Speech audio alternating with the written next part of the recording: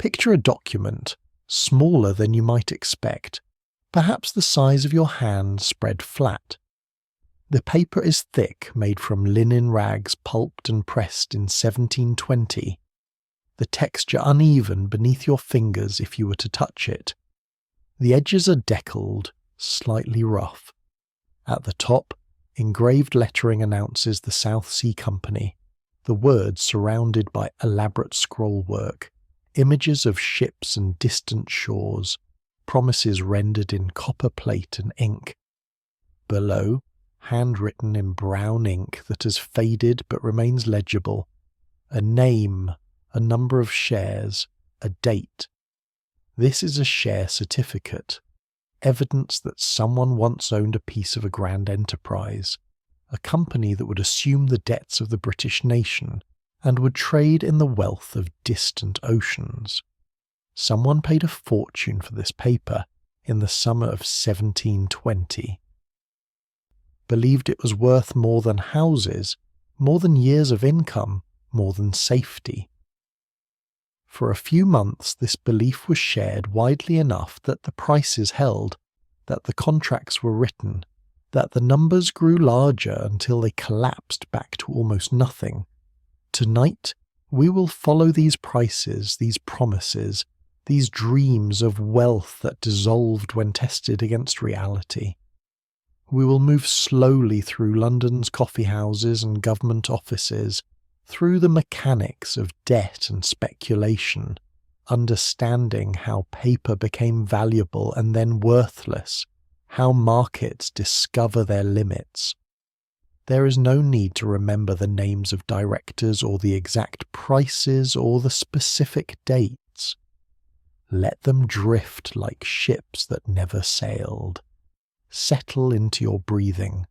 We're simply going to explore how a scheme to manage national debt became the centre of the first great modern financial bubble, how ordinary people began trading pieces of paper representing shares in trade that would never occur, how the whole structure rose and fell within a single year. Rest easy. The story will unfold at its own pace, gentle as the rhythm of a ledger being closed for the night. Before there were share certificates, before there was speculation in Exchange Alley, before London merchants gathered to trade contracts for stock they would never hold, there was simply the problem itself. A debt so large it seemed unpayable, obligations so extensive they consumed the revenue of the state, promises made during years of war that now, in peace, demanded settlement. Understanding how a trading company became entangled with national debt requires patience, requires following the slow accumulation of obligations through years of European warfare, requires seeing how governments borrowed when they could not tax enough, how debts multiplied faster than the capacity to service them. The War of the Spanish Succession lasted from 1701 to 1714, 13 years of conflict that engaged most of Europe in disputes over who would inherit the Spanish throne and control the Spanish Empire. Britain fought alongside Austria and the Dutch Republic against France and Spain, the armies marching across Flanders and Germany and Spain itself, the navies contesting the Mediterranean and the Atlantic. The Duke of Marlborough won famous victories at Blenheim and Ramillies and Oudenarde, battles that entered British national memory as moments of glory, but glory was expensive. Armies required pay, uniforms, weapons, provisions, transport. Navies required ships, sailors, gunpowder, supplies. Allies required subsidies, payments to maintain their participation in the war. The costs accumulated year after year, far exceeding what could be raised through taxation. The British government financed this war through borrowing. In an era before modern central banking, before the sophisticated government bond markets that would develop later, borrowing was complicated and expensive. The government could not simply issue bonds that would trade in liquid markets. Instead, it created various obligations, different types of debt instruments that promised payment in different ways. Some were annuities, promises to pay specified amounts annually for the life of the recipient or for a term of years. Some were lottery tickets, which combined a loan to the government with a chance to win prizes.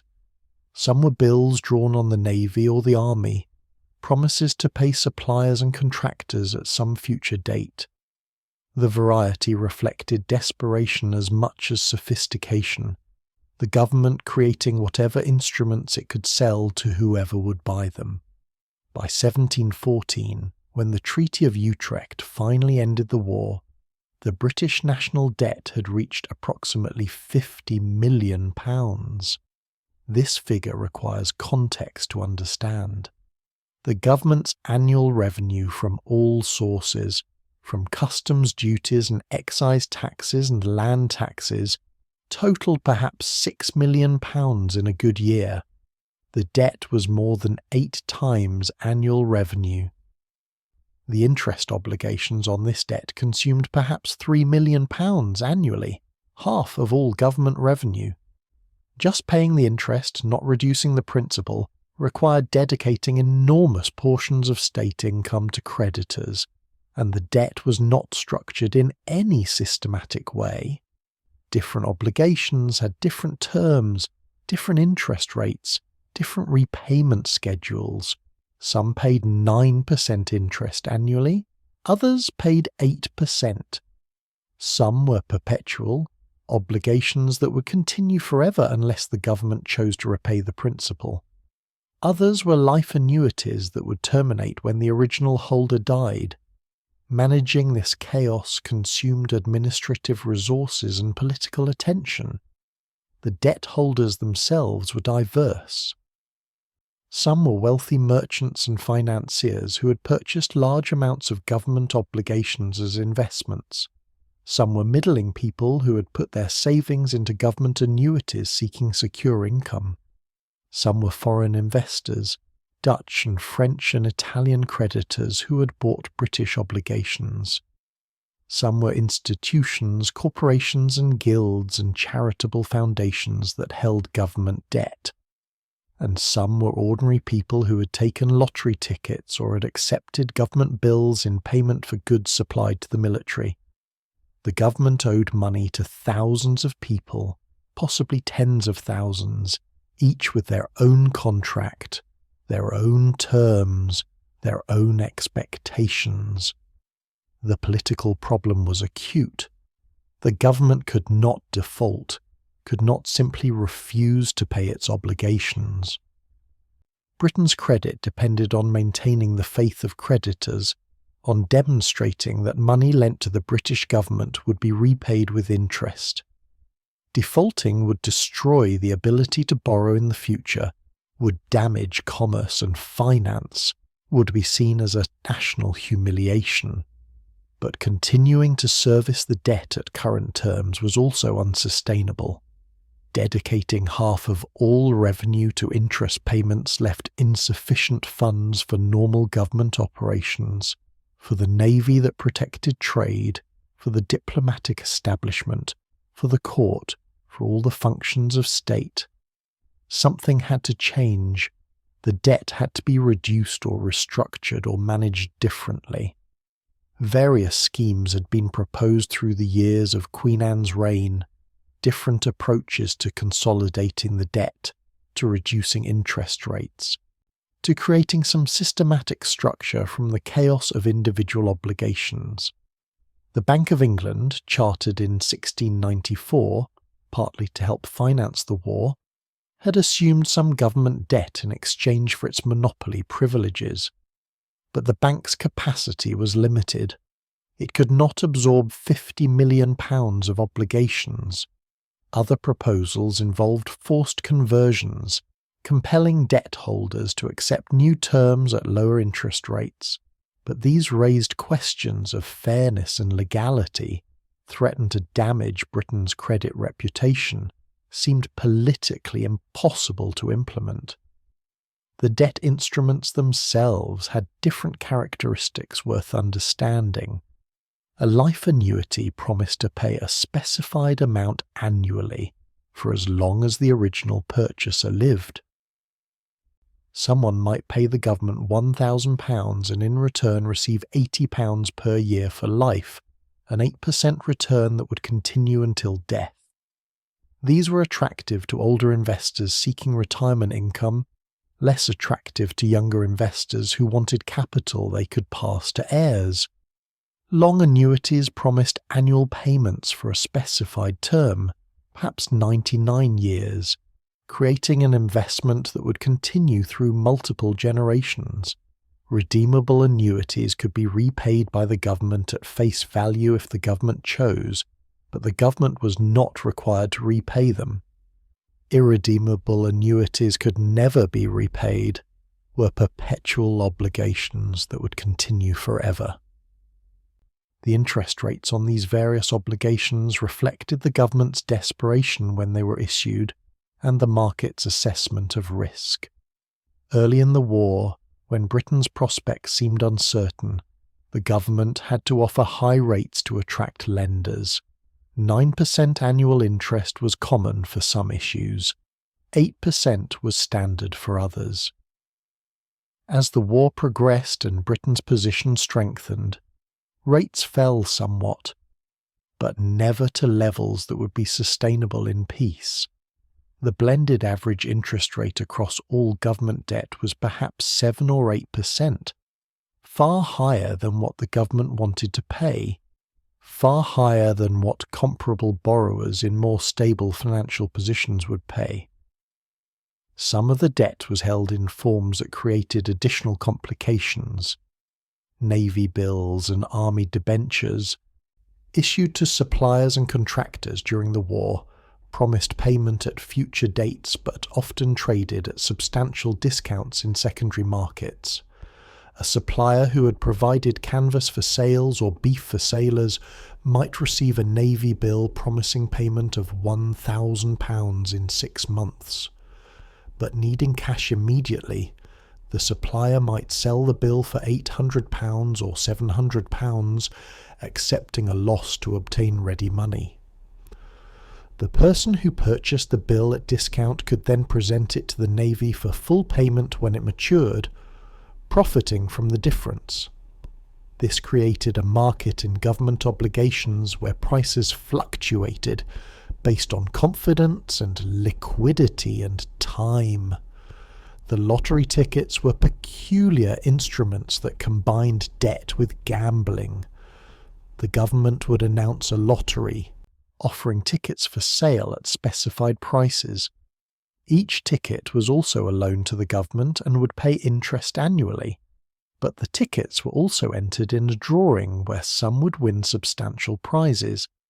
This structure attracted buyers who might not otherwise lend to the government. People drawn by the possibility of winning while still receiving interest on their money, even if they did not win. The prizes were paid from the general revenue, adding to the debt burden, but the lottery structure allowed the government to raise money that conventional borrowing might not have accessed. By 1714, managing this accumulated mass of obligations had become one of the central challenges of British government. The Whigs and Tories competed partly on their approaches to the debt, their competing visions of how to bring order to chaos, their rival schemes for restructuring and refinancing and reducing the burden. The debt was not merely a financial problem, it was a political problem, an administrative problem, a problem that touched on questions of property rights and contract sanctity and national honour. The debt could not be ignored, and could not be defaulted on, and could not be easily paid off. Some mechanism was needed to transform these varied obligations into something more manageable, to reduce interest rates without violating contracts, to create a structure that would be sustainable in the long term. The war had ended, but its financial consequences would shape British politics and finance for years afterward. The debt was the inheritance of war, the price paid for Marlborough's victories, the obligation assumed to maintain Britain's position in Europe. Queen Anne died in 1714, ending the Stuart line. George I arrived from Hanover to assume the throne, a German prince who spoke little English, whose claim to the crown rested on being the nearest Protestant relative, whose interests remained partly in his German territories. The Hanoverian succession brought political changes, shifted the balance between Whigs and Tories, created new opportunities for those who could provide solutions to pressing problems. The debt remained, patient and implacable, requiring service, consuming revenue, demanding resolution. In government offices, clerks maintained ledgers tracking the thousands of individual obligations, recording interest payments, noting when annuities terminated because holders had died, calculating the amounts owed and the amounts paid and the amounts still outstanding. The work was tedious and essential, the careful accounting that kept the system functioning even as politicians debated grand schemes for transformation. The debt existed in these ledgers, in the patient accumulation of entries, in the records of promises made and obligations assumed and interest paid. The numbers grew slowly larger through compound interest on some obligations, through new borrowing to cover current expenses, through the steady accretion that occurs when spending exceeds revenue and the difference must be borrowed. Picture a clerk in 1715 or 1716 sitting at a tall desk in a government office, maintaining these accounts by candlelight. His hand moves across the page, recording another interest payment, another obligation serviced, another drain on the treasury. He knows these numbers intimately, has spent years with them, understands better than most politicians how large the debt has grown, how burdensome it has become. But he has no power to change it. He can only record it, track it, maintain the accounts that document the government's obligations. The debt is his daily work, the columns he adds, the balances he strikes, the reality that persists regardless of what schemes are proposed in Parliament or discussed in coffeehouses. The debt was real, in a way that would become important when the South Sea Company entered the picture. These were not abstract numbers.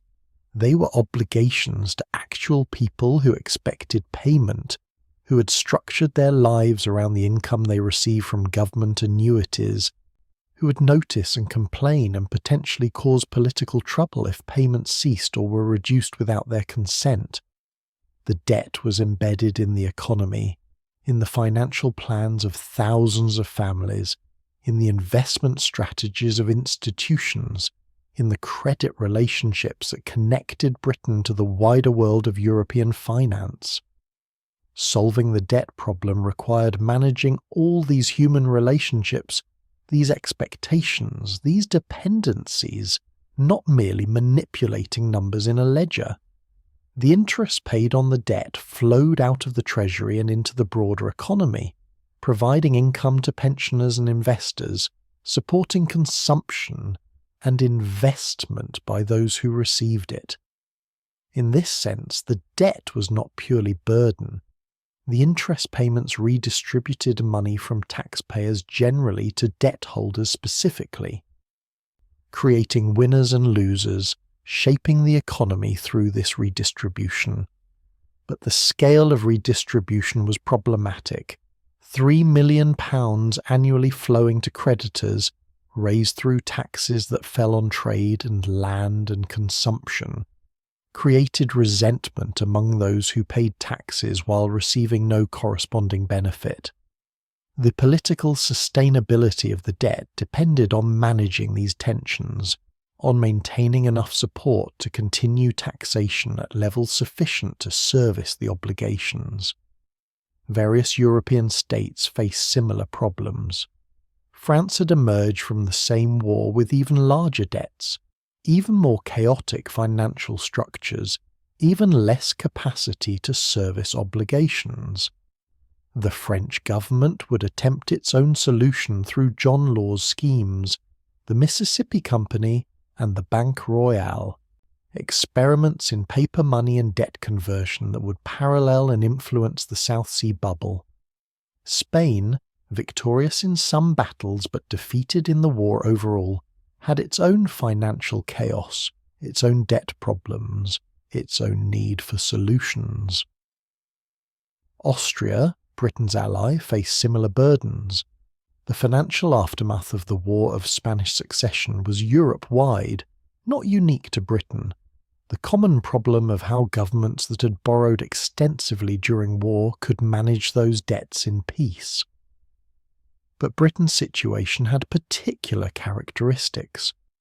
The debt was large relative to the economy and to government revenue, but Britain also had stronger credit than most European states, better administrative capacity, more developed financial markets.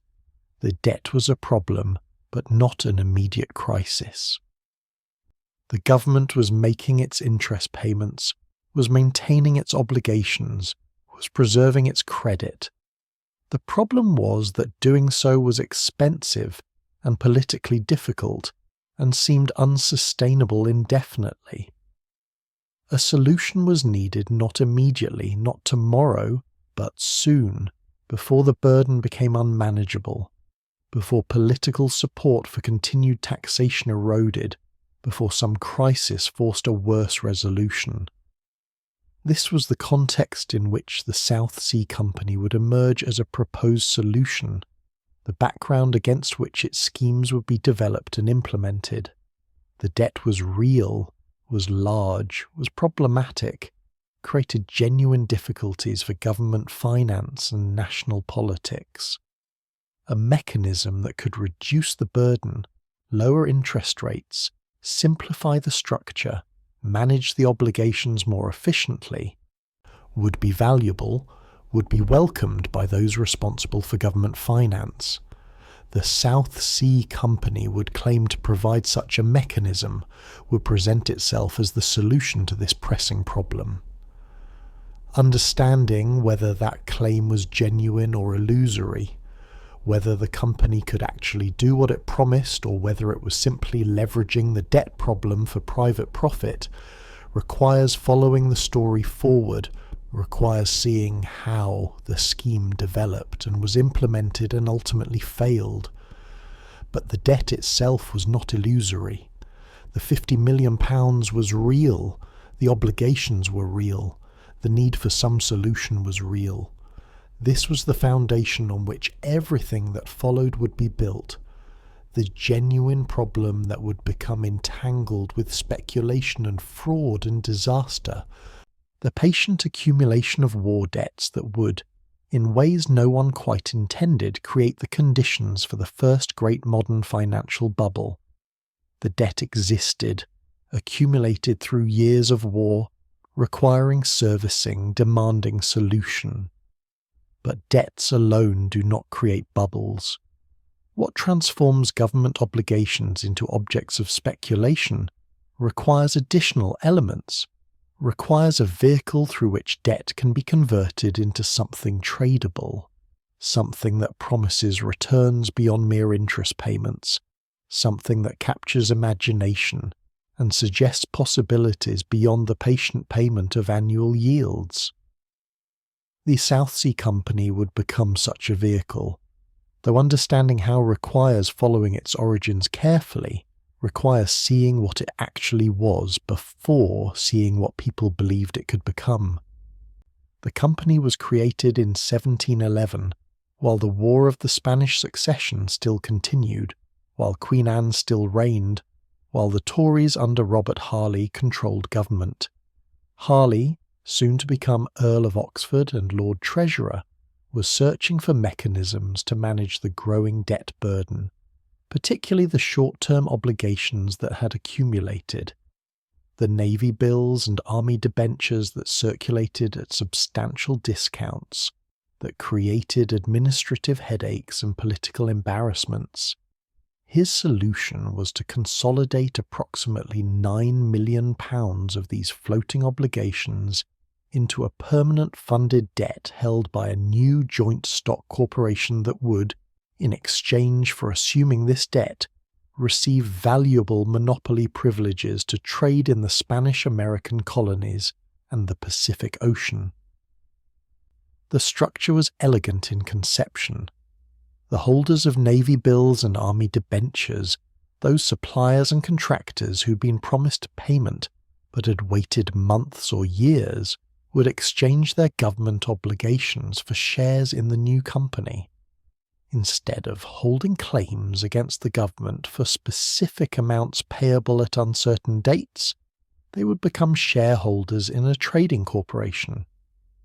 The government would then owe money not to thousands of individual creditors, but to a single corporate entity, the South Sea Company, which would receive annual interest payments of 6% on the debt it had assumed. This 6% was lower than the implicit cost of the short-term debt it replaced, achieving some savings for the Treasury while supposedly providing shareholders with both the interest income and the potential for profits from trade. The trade itself was the crucial element that distinguished this from a simple debt conversion. A corporation that merely collected interest on government obligations would be little different from holding the obligations directly, but a corporation that also engaged in profitable trade to distant and exotic regions could potentially generate returns far exceeding the 6% government interest. The South Seas, a term encompassing the Spanish-American colonies along the Pacific coast of South America and the trade routes across the Pacific to Asia, were regions of mythic wealth in the European imagination.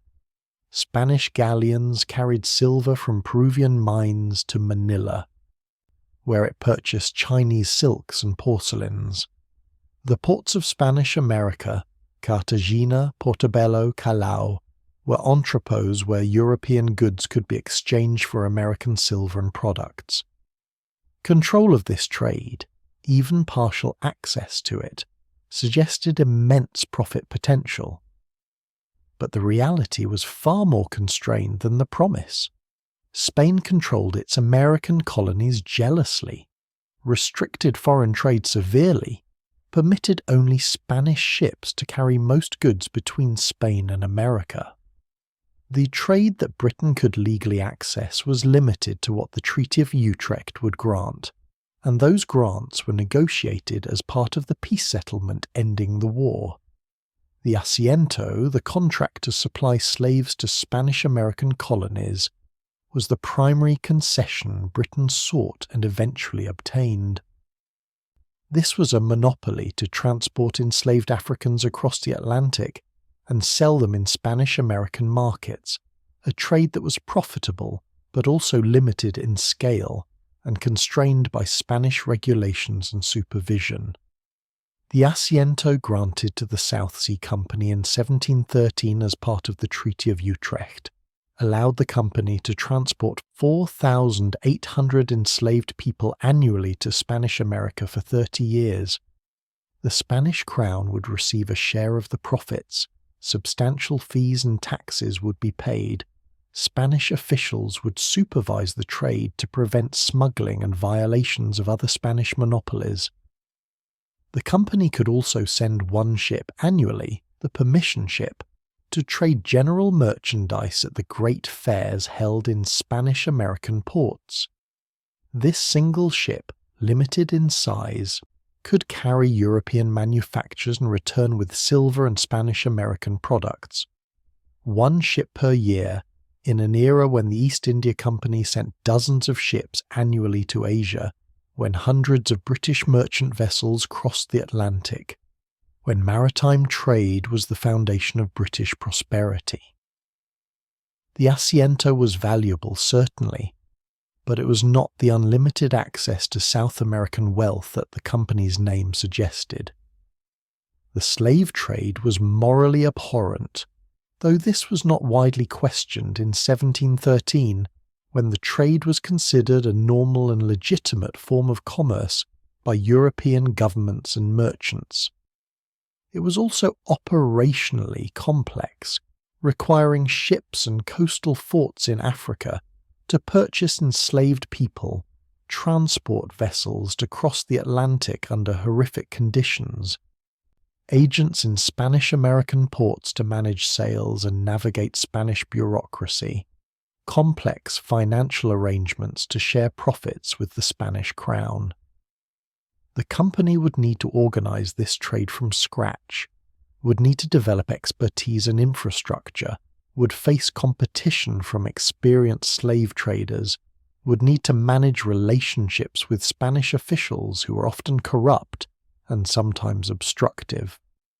The single permission ship faced similar challenges. What good should it carry? The Spanish-American markets wanted European textiles, metalwork, luxury items, but Spanish merchants already supplied these goods through legal channels and objected to British competition. The ship's cargo had to be chosen carefully to avoid provoking Spanish interference, to find goods that would command good prices, to maximize the value that could be loaded into the limited space allowed. The return cargo ideally would be silver, but obtaining silver required having goods the Spanish colonists wanted and required navigating the complex financial and political relationships in ports where Spanish merchants and officials controlled access. The company's formal name was the Governor and Company of Merchants of Great Britain, trading to the South Seas and other parts of America, and for encouraging the fishery. The lengthy title reflected multiple aspirations. Beyond the Spanish-American trade, the company claimed rights to develop fisheries, to explore and potentially colonize unoccupied parts of the American coast, to pursue trade opportunities wherever they might arise in the vast regions suggested by South Seas and other parts of America. But these were vague aspirations rather than concrete plans. The company's actual assets consisted of the asiento, the permission ship, the annual interest payments from the government on the debt it had assumed, and the capital that could be raised by selling shares. The initial debt conversion in 1711 brought in approximately £9 million of government obligations exchanged for company shares. The share capital was set at £9 million, divided into shares with a nominal value of £100 each. The debt holders received shares in proportion to the face value of the obligations they surrendered. Someone holding a Navy bill for £1,000 would receive 10 shares of £100 nominal value each. These shares could be held for the income they would generate, the 6% annual interest the government would pay, the company, which would be distributed to shareholders as dividends. Or the shares could be sold to other investors, creating a market where share prices would fluctuate based on expectations about the company's prospects and about the value of the monopoly privileges it held. The company's structure followed the model of the great chartered trading companies, particularly the East India Company, which had demonstrated that joint stock organisation could successfully manage long-distance trade. The company would be governed by a board of directors elected by shareholders, though in practice control was concentrated among a smaller group of major shareholders and politically connected directors. The directors would manage the company's affairs, would organise trading voyages, would negotiate with the government and with Spanish authorities, would decide how to deploy the company's resources. Shareholders would receive dividends from whatever profits the company earned, and would see the value of their shares rise or fall based on the company's success or failure. Robert Harley became the company's first governor, the ceremonial head. Though operational management fell to the directors included merchants with trading experience, politicians with government connections, financiers with capital. Their interests were mixed. Some genuinely believed the South Sea trade could be profitable and wanted to develop it seriously. Some saw the company primarily as a vehicle for managing government debt and were less focused on actual trade. Some viewed their directorships as sources of patronage and influence, positions from which they could shape government financial policy and perhaps profit from inside knowledge and privileged access. The company organised its first trading voyage in 1717, 4 years after receiving the asiento. The delay reflected the complexity of establishing operations, the time required to purchase and outfit ships, to recruit crews, to establish contacts in Africa and Spanish America, to navigate the political and diplomatic challenges. The ship carried a cargo of enslaved Africans purchased on the West African coast, transported them across the Atlantic under the appalling conditions that characterized the Middle Passage, delivered them to Cartagena in Spanish America. The voyage produced modest profits after accounting for the costs of the ship, the crew, the goods used to purchase enslaved people in Africa, the fees and taxes paid to Spanish authorities, the losses from mortality during the voyage. Subsequent voyages followed similar patterns. The company established a small presence in the slave trade, sent several ships annually by the late 1710s, managed the complicated logistics and the brutal human costs, generated some profits, but nothing approaching the spectacular returns that monopoly access to South American trade seemed to promise. The permission ship voyages were similarly modest in their results. The single ship per year could not generate enormous profits, could not transform the company's financial position, provided useful income but not transformative wealth.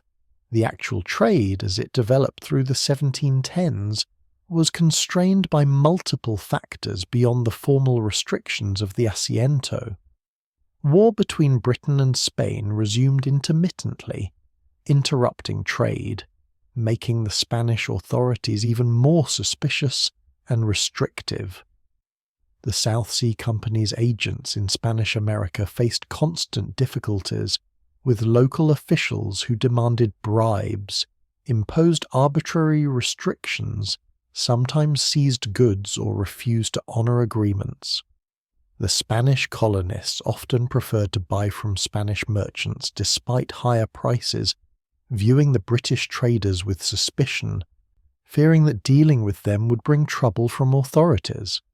The logistics of coordinating voyages across the Atlantic, timing arrivals to coincide with the great trading fairs, managing complex financial transactions across vast distances with slow communications proved difficult and expensive. The company's financial position through the 1710s was stable but unspectacular. It collected its 6% annual interest from the government on the £9 million of debt it held. It earned modest profits from the slave trade and the permission ship voyages. It paid dividends to shareholders, usually in the range of 5 to 6% annually, returns that were reasonable but not exciting. The share price in the market fluctuated around the nominal value of £100, sometimes trading a bit higher when prospects seemed good, sometimes trading lower when difficulties emerged, but generally remaining in a range from £80 to £130 per share through most of the 1710s. This was a legitimate trading company engaged in actual commerce, generating real if limited profits, providing shareholders with steady if unspectacular returns. The directors understood that the trade was constrained, that the South Seas were not going to generate the fabulous wealth that the company's name suggested, that the asiento was valuable but limited. Some directors proposed expanding into other trades, perhaps establishing settlements on unoccupied parts of the South American coast, perhaps developing the fisheries that the company's charter mentioned, perhaps finding ways to expand the permission ship trade beyond the strict limits Spain imposed. But these proposals faced obstacles. The company's capital was limited. Expanding trade required investment in ships and forts and personnel. The Spanish were unlikely to tolerate British encroachment on territories they claimed. The government was focused on the company's role in managing debt, rather than on its trading activities. The company existed in a peculiar dual nature that would prove crucial when the schemes of 1720 emerged. It was simultaneously a trading corporation and a financial intermediary holding government debt. As a trading company, it should be valued based on the profits it could earn from commerce, based on the actual returns from the slave trade and the permission ship and any other commercial activities it could develop. As a debt holder, it was essentially a vehicle for collecting government interest, valuable for the secure income stream that the government's 6% annual payments provided. These two aspects created ambiguity about how to value the company's shares. Were they primarily claims on trading profits or primarily claims on government interest? The answer mattered for determining what the shares should be worth. The ambiguity created flexibility that could be exploited.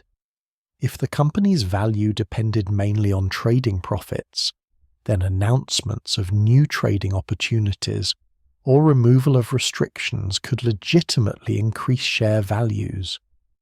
If the company's value depended mainly on the government debt it held, then assuming more government debt at favourable terms could legitimately increase share values. The company's directors understood this dual nature, understood that it gave them options for enhancing share values, understood that shareholders might respond enthusiastically to proposals that leveraged either aspect of the company's business. Through the later 1710s, as the debt problem continued to weigh on government finances, proposals emerged periodically to use the South Sea Company as a vehicle for further debt conversion. The Bank of England, which already held substantial government debt, was the obvious alternative for such schemes, but the South Sea Company had advantages for government officials who were Tory-aligned or who wanted to avoid strengthening the bank's already dominant position in government finance. The South Sea Company was seen as more politically manageable, more willing to cooperate with government preferences, less likely to impose strict conditions in exchange for assuming more debt. The company's shareholders through these years were a mix of original debt holders who had received shares in the 1711 conversion and investors who had purchased shares in the market.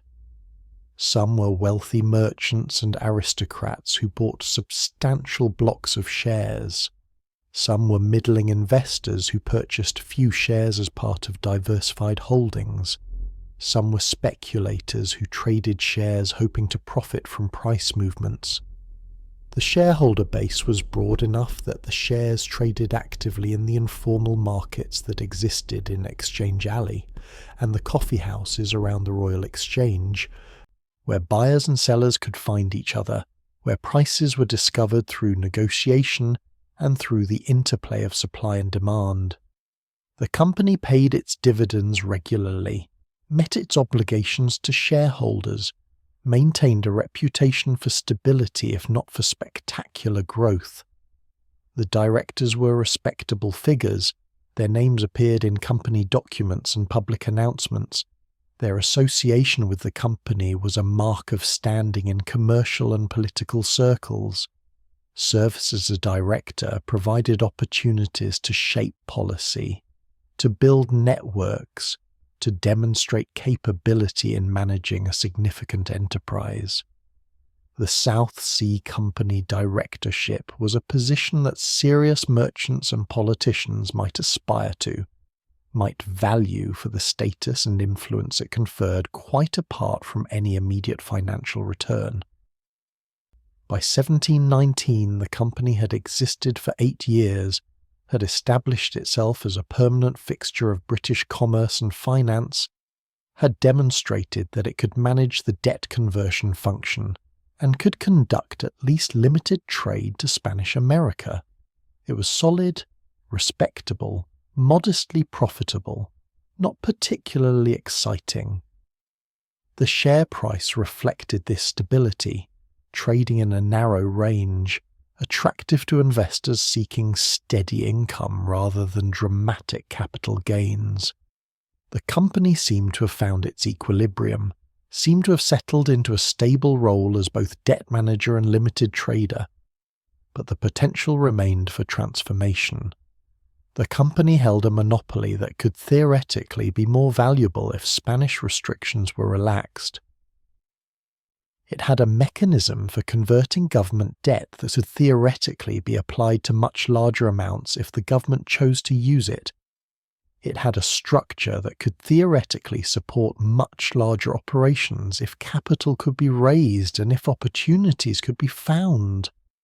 The company was what it was, but it could become something different, something larger, if circumstances changed, if ambitions expanded, if the patient stability of the 1710s gave way to the speculative energy that would characterize 1720. The ships that sailed to Africa and Spanish America were real ships. The enslaved people transported in them were real people subjected to real horrors. The silver and goods carried back to Britain were real commercial products. The trade was actual commerce, not merely paper promises. The company's employees in London and in its small outposts in Africa and Spanish America were doing real work, managing real operations, confronting real challenges. This foundation of actual activity would become important when the speculation began, because the company could point to real trade, real ships, real presence in the South Seas as evidence that its claims about future prospects had some basis in reality. The trade existed even if it was limited, even if the profits were modest, even if the prospects were constrained by Spanish jealousy and by the inherent difficulties of long-distance commerce in an age of slow communications and uncertain political relationships. The company, as it existed in 1719, was worth perhaps what the market said it was worth, shares trading around £100, a total market value of £9 million or thereabouts, representing the capitalised value of the government interest payments, plus the modest value of the trading monopoly. This valuation was reasonable, was grounded in actual income and actual prospects, was sustainable based on what the company was and what it was likely to remain, but markets value not only present reality, but future possibility, and the South Sea Company, with its dual nature as debt holder and trader, with its monopoly privileges and government connections, with its potential to assume more debt and to expand its trade, carried possibilities that could be imagined even if they could not yet be realized.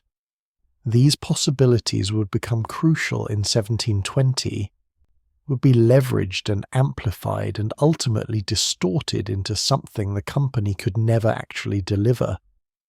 But the possibilities began with real foundations, with the actual company that existed in 1719, with its ships and its trade and its shares and its dividends and its patient collection of government interest on the £9 million of debt it held.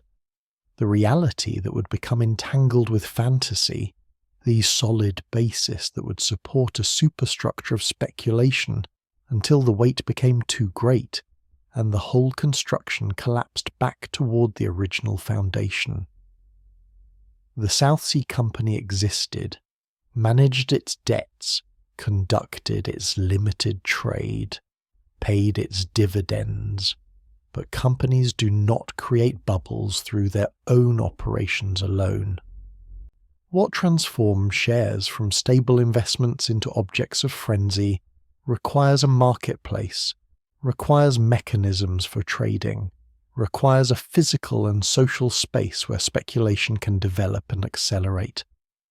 In London, in the early decades of the 18th century, this space was Exchange Alley, a narrow passage connecting Cornhill and Lombard Street, barely wide enough for two people to pass comfortably, lined with coffee houses where merchants and brokers and projectors gathered to conduct the business of buying and selling, of lending and borrowing, of proposing schemes and finding investors willing to fund them. Picture Exchange Alley on an autumn morning in 1719, before the great speculation, but when the machinery that would enable it was already in place. The alley is crowded from mid-morning through afternoon. Men in coats and wigs moving between the coffee houses, stopping to converse in small groups, conducting negotiations that might involve thousands of pounds in barely more than a murmur. The buildings press close on both sides, 3 or 4 stories of brick and timber, the ground floors occupied by the coffee houses and by a few shops selling items merchants might need. Paper and ink and sealing wax and account books. The pavement is uneven, worn by decades of foot traffic, slick when it rains. The air carries the smells of coffee and tobacco smoke, and the less pleasant odours of a crowded city, human waste and coal smoke, and the general mustiness of old buildings in damp climate. The coffee houses themselves are the true centres of activity. Jonathan's coffee house sits on one side of the alley, its interior dimly lit even at midday because the windows are small and the buildings opposite block much of the sun. Inside, long tables accommodate groups of men, some sitting, some standing, conversations overlapping into a general hum of commerce. Coffee is served in ceramic dishes, the liquid dark and strong, sweetened with sugar from the Caribbean, sometimes mixed with milk. Tobacco smoke hangs in layers, drifting slowly toward the ceiling, the smell permeating clothing and hair, and the very walls. The floor is covered with sawdust that absorbs spills and provides some grip on the worn boards beneath. The walls are panelled in dark wood, stained darker still by years of smoke, hung with notices and announcements of ships arriving and goods for sale and auction scheduled. Garraway's coffee house, a bit further along, serves similar purposes with slightly different clientele. Jonathan's has become particularly associated with stock trading, with the buying and selling of shares in the various joint stock companies that trade publicly. Garraway's attracts merchants dealing in commodities, in sugar and tobacco and coffee itself, in the physical goods that flow through London's port. But the distinction is not absolute. The same men frequent both establishments, move between them through the day, conduct different types of business in different venues as opportunity arises. The coffee houses are not merely places to drink coffee. They are informal exchanges, centres of commerce, places where information circulates and deals are struck and credit relationships are established or dissolved. The men who populate these spaces fall into several broad categories, though individuals often operate in multiple roles simultaneously. The merchants proper are engaged in actual trade, buying and selling goods, organising voyages, managing relationships with suppliers and customers across Britain and in distant ports. They use the coffeehouses to meet with partners and correspondents, to gather information about market conditions and ship arrivals, to arrange financing for their ventures. Their business is fundamentally about moving physical goods from where they are abundant to where they are scarce, profiting from the difference in prices while managing the substantial risks of long-distance trade. The brokers serve as intermediaries, bringing together buyers and sellers who might not otherwise find each other. A merchant wanting to sell shares in the East India Company would engage a broker to find buyers. The broker would circulate through the coffeehouses, would mention to potential buyers that shares were available, would negotiate terms, would bring the parties together to conclude the transaction. For this service, the broker would receive a commission, typically a percentage of the transaction value.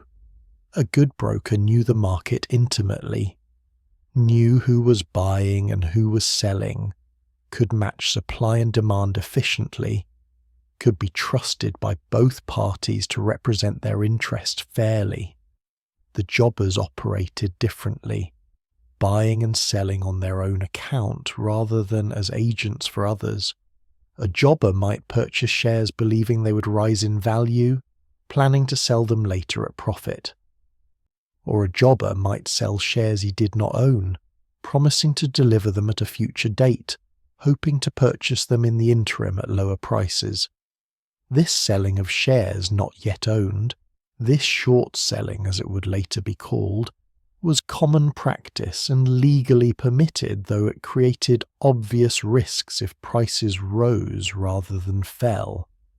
The jobbers provided liquidity to the market, were willing to buy when others wanted to sell, and to sell when others wanted to buy, profiting from the spread between purchase and sale prices, and from correctly anticipating price movements. The projectors were proposers of schemes, men with ideas for new companies or new ventures that required capital. They would circulate in the coffeehouses seeking investors, describing opportunities in glowing terms, offering shares in enterprises that range from potentially legitimate to obviously fraudulent. Some projectors were serious businessmen proposing real ventures that needed funding. Others were confidence men seeking to separate fools from their money through elaborate promises that would never be fulfilled. Distinguishing between the two types required judgment and skepticism, and often was difficult even for experienced merchants. The actual mechanics of trading shares in this environment were informal but functional. If you wanted to purchase shares in the South Sea Company in 1719, you would not go to an organised exchange with posted prices and formal procedures. You would go to Exchange Alley, probably to Jonathan's coffee house, would make known your interest to brokers or jobbers, would receive offers, would negotiate price and terms. If you reached agreement, the transaction would be recorded in a memorandum book that both parties would sign, documenting the price, the number of shares, the delivery date.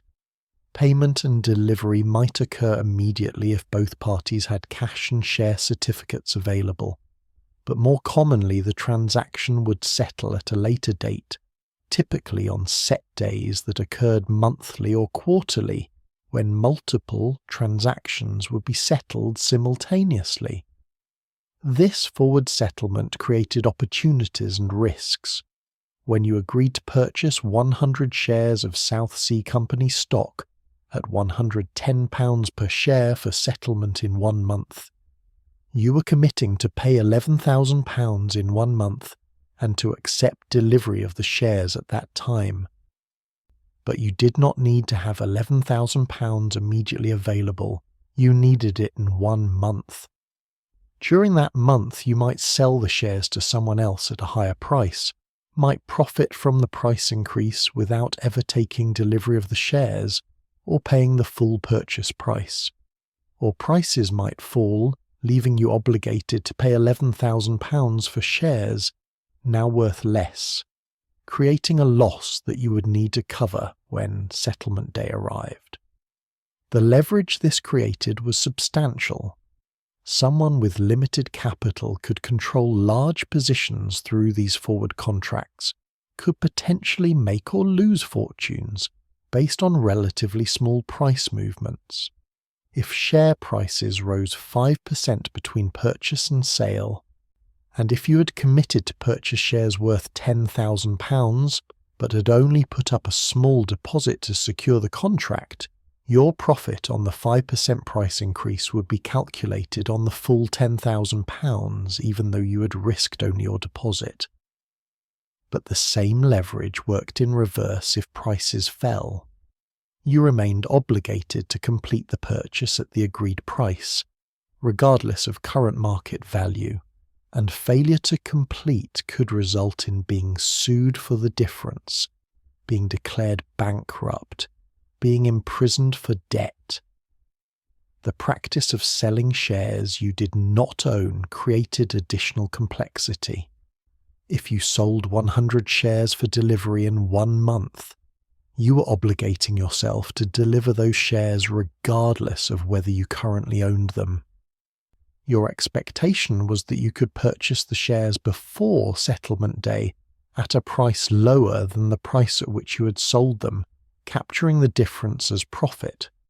But if prices rose instead of falling, you would need to purchase at the higher price to fulfill your delivery obligation, taking a loss on the transaction. The risk was theoretically unlimited if prices continued rising, since you might have to pay any price necessary to acquire the shares you were contractually required to deliver.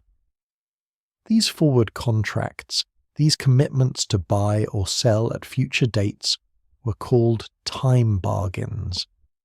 They were controversial even in the early 18th century.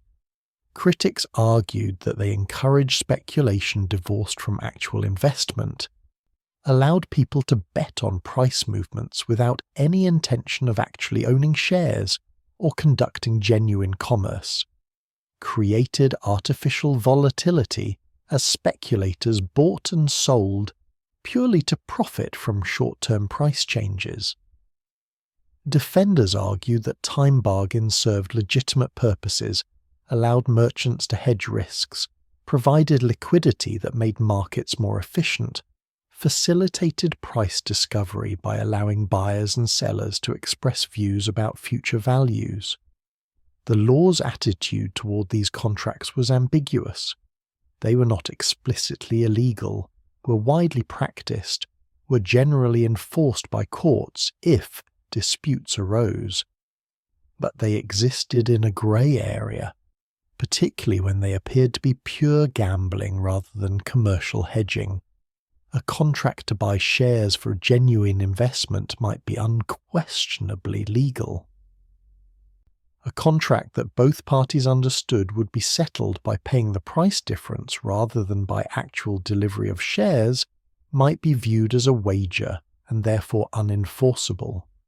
The distinction depended on intent and circumstances, and often could not be determined clearly until a dispute arose and lawyers argued the matter before judges.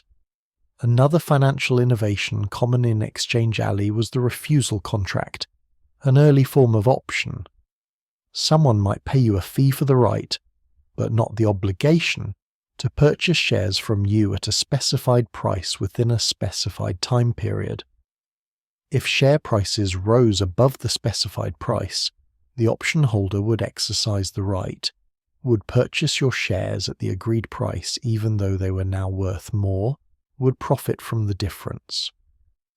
If prices did not rise above the specified price, the option would expire unexercised, and you would keep the fee paid for granting the option.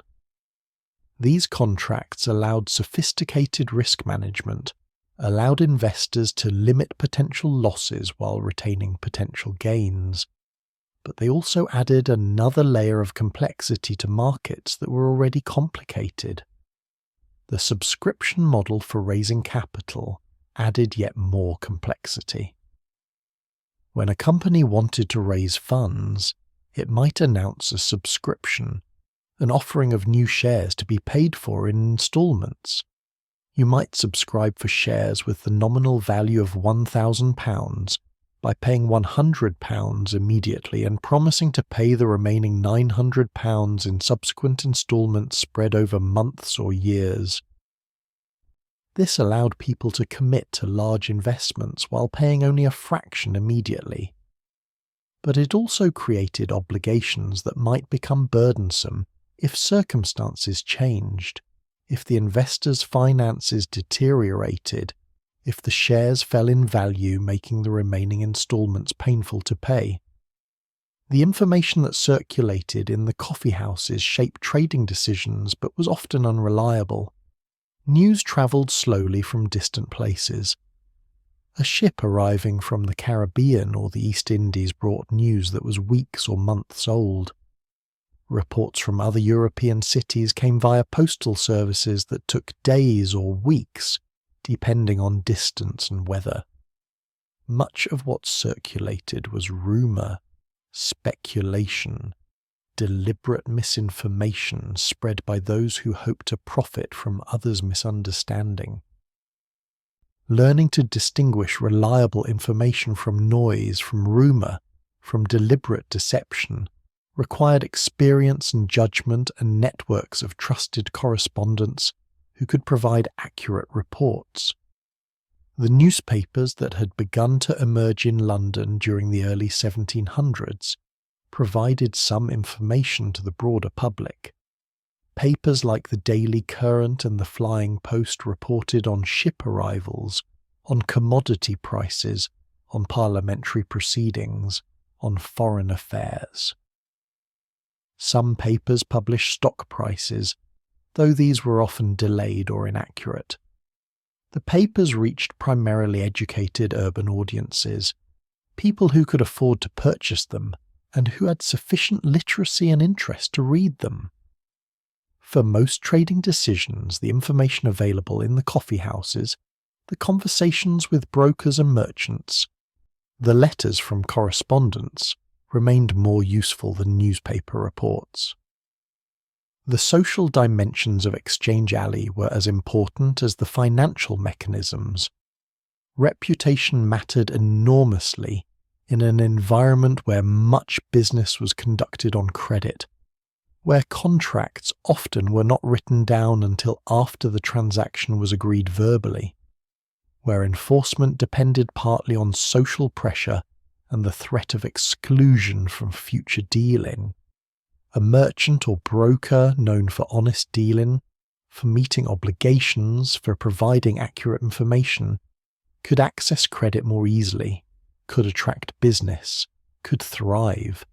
Someone who defaulted on obligations, who misrepresented facts, who proved untrustworthy, would find credit withdrawn, business opportunities disappearing, social ostracism making it impossible to continue operating in these markets. The class composition of Exchange Alley was mixed in ways unusual for 18th century England.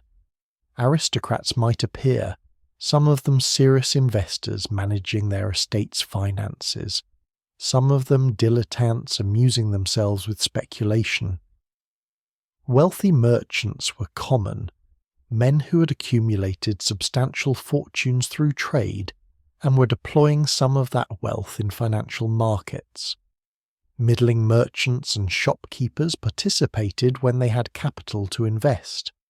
Even skilled tradesmen might purchase a few shares if they had savings, though the expense of most shares limited participation by those of modest means. The mixing of social ranks in the pursuit of profit created a commercial meritocracy unusual in a society still heavily stratified by birth and status. Women participated less visibly, but not insignificantly. Widows who inherited estates might invest in shares as part of managing their wealth. Some women operated as investors in their own right. though social conventions limited their presence in the coffeehouses and required them often to work through male agents. The South Sea Company's shareholder lists in later years would include numerous female names, suggesting that women held substantial amounts of stock even if they participated less directly in the daily trading that occurred in Exchange Alley. By 1719, this infrastructure was mature and functioning.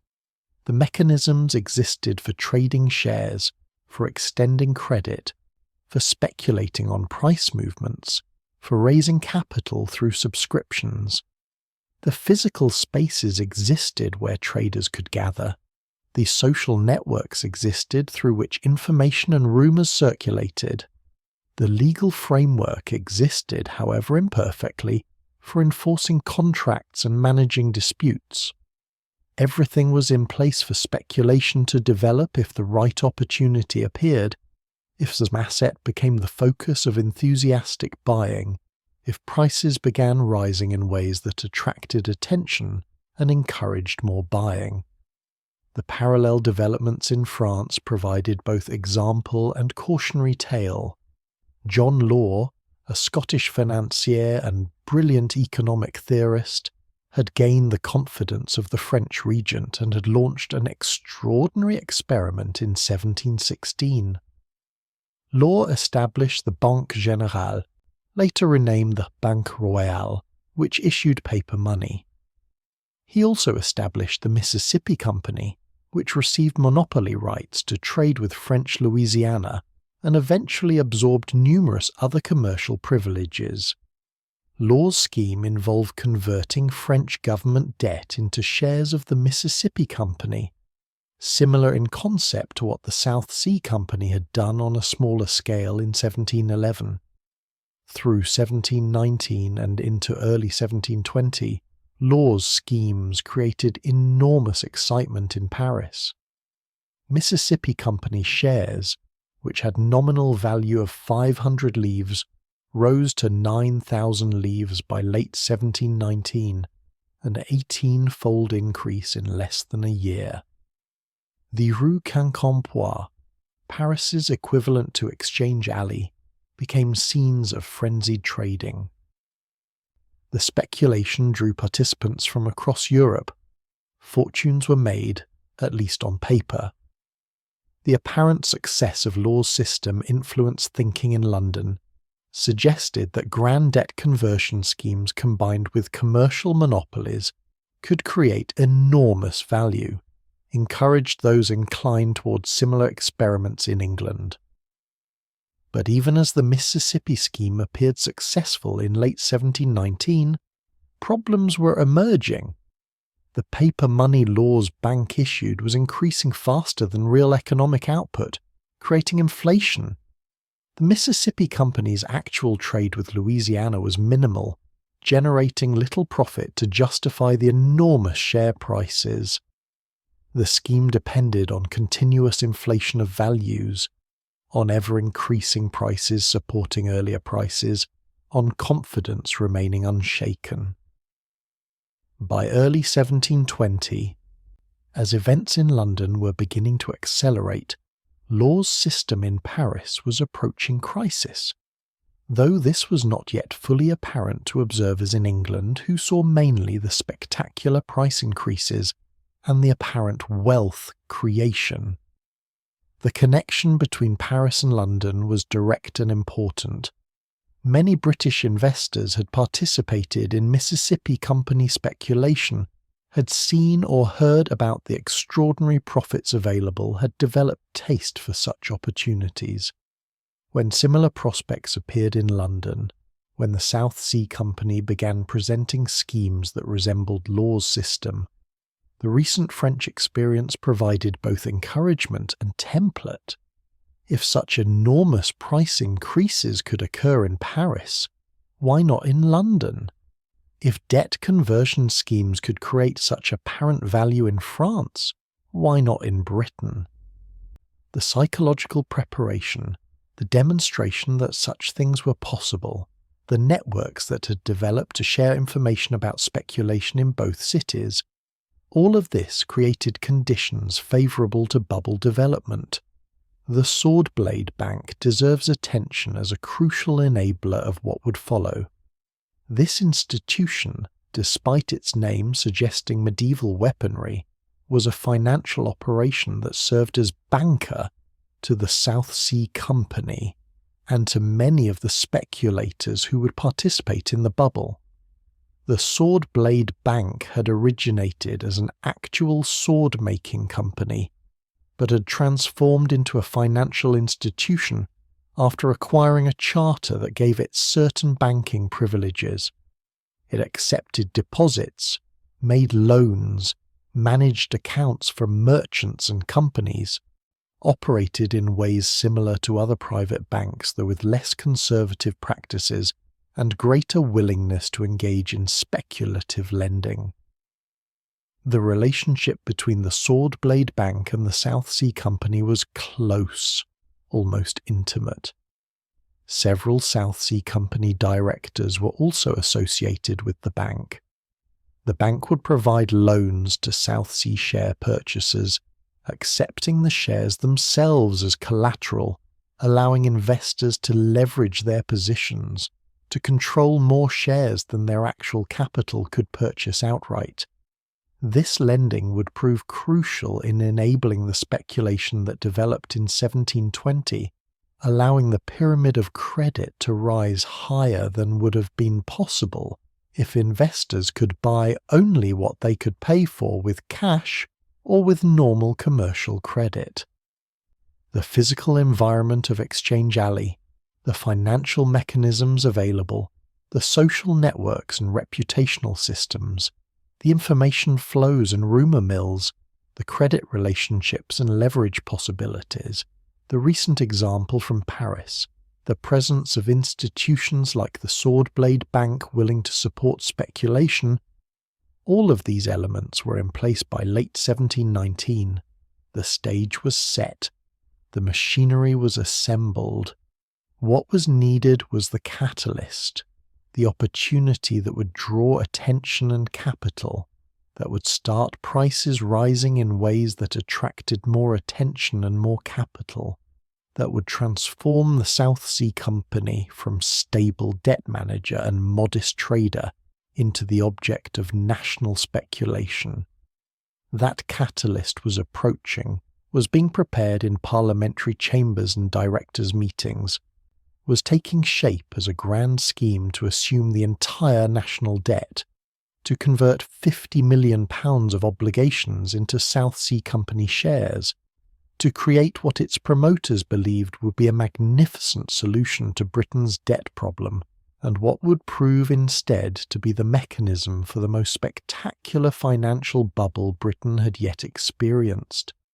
But the scheme would not have been possible, or would not have developed as it did, without the infrastructure that existed in Exchange Alley, without the mechanisms for speculation that had been refined over decades, without the physical and social spaces where the trading would occur, without the credit and leverage and forward contracts and subscription systems that would allow prices to rise far beyond what underlying values could support. The patient machinery of markets waiting to demonstrate how speculation could transform stable prices into rising bubbles, and how bubbles inevitably return to earth when the momentum could no longer be sustained. The machinery existed, the spaces were prepared, the mechanisms for speculation were refined and ready. But machinery alone does not create motion. What transforms potential into kinetic energy, what converts stable prices into rising markets, requires deliberate action, requires someone to propose a scheme, to gain approval, to set events in motion. In the autumn of 1719, as John Law's Mississippi system appeared to reach new heights of success in Paris, the directors of the South Sea Company began developing their proposal to assume the entirety of Britain's national debt, to convert approximately £50 million of government obligations into company shares, to create what they presented as an elegant solution to the debt problem that had burdened successive governments since the War of Spanish Succession ended. The proposal was not entirely new. The company had been created in 1711 precisely to convert government debt into equity. The mechanism had worked adequately for the initial £9 million. Why not apply the same principle at much larger scale? The logic seemed straightforward. The government struggled with debt that consumed half its revenue in interest payments. The debt existed in chaotic form, scattered across thousands of individual obligations with varying terms and interest rates. Converting this chaos into a single obligation to the South Sea Company would simplify administration, would potentially reduce interest costs if the company accepted lower rates than the government currently paid, would transform a political and financial problem into something more manageable. But the scheme's actual structure was more complex and more problematic than this simple description suggested. The company could not simply assume £50 million of debt and accept 6% annual interest as it had with the original £9 million. The arithmetic would not work. To understand why requires following the mathematics carefully, seeing how the conversion would actually function, how the company would profit, how the scheme required rising share prices to succeed, how circular logic was embedded in the design from the beginning. The debt holders, those thousands of people who owned government annuities and obligations, would be offered the opportunity to exchange their debt instruments for South Sea Company shares. Someone holding a government annuity paying £100 per year might be offered shares in the South Sea Company that would provide equivalent income through dividends. The question was how many shares this annuity should be worth. This depended on the price of South Sea shares. If shares were trading at £200 each and paid dividends of £10 per share annually, then a 5% yield, the annuity holder would need to receive 10 shares to match the £100 annual income. But if shares were trading at £400 each with the same £10 dividend, providing only a 2.5% yield, the annuity holder would need only 5 shares to receive £100 in annual dividends. Here was the key insight, the crucial mechanism that would make the scheme profitable for the company and attractive to its directors. The higher the share price at the time of conversion, the fewer shares the company needed to issue to debt holders to provide equivalent income, and the fewer shares issued, the more shares remained available for the company to sell to the public for its own profit. The company would be authorized to issue shares up to the value of the debt assumed. If the debt was £50 million and shares traded at £100, the company could issue 500,000 shares, but it only needed to give enough shares to debt holders to match their current income. The remaining shares could be sold in the market, and the proceeds would belong to the company. This created an extraordinary incentive for the company to drive share prices as high as possible before the debt conversion occurred. High prices meant fewer shares needed for debt holders, meant more shares available to sell for company profit, meant enormous potential gains for directors who owned shares and who would benefit from rising prices.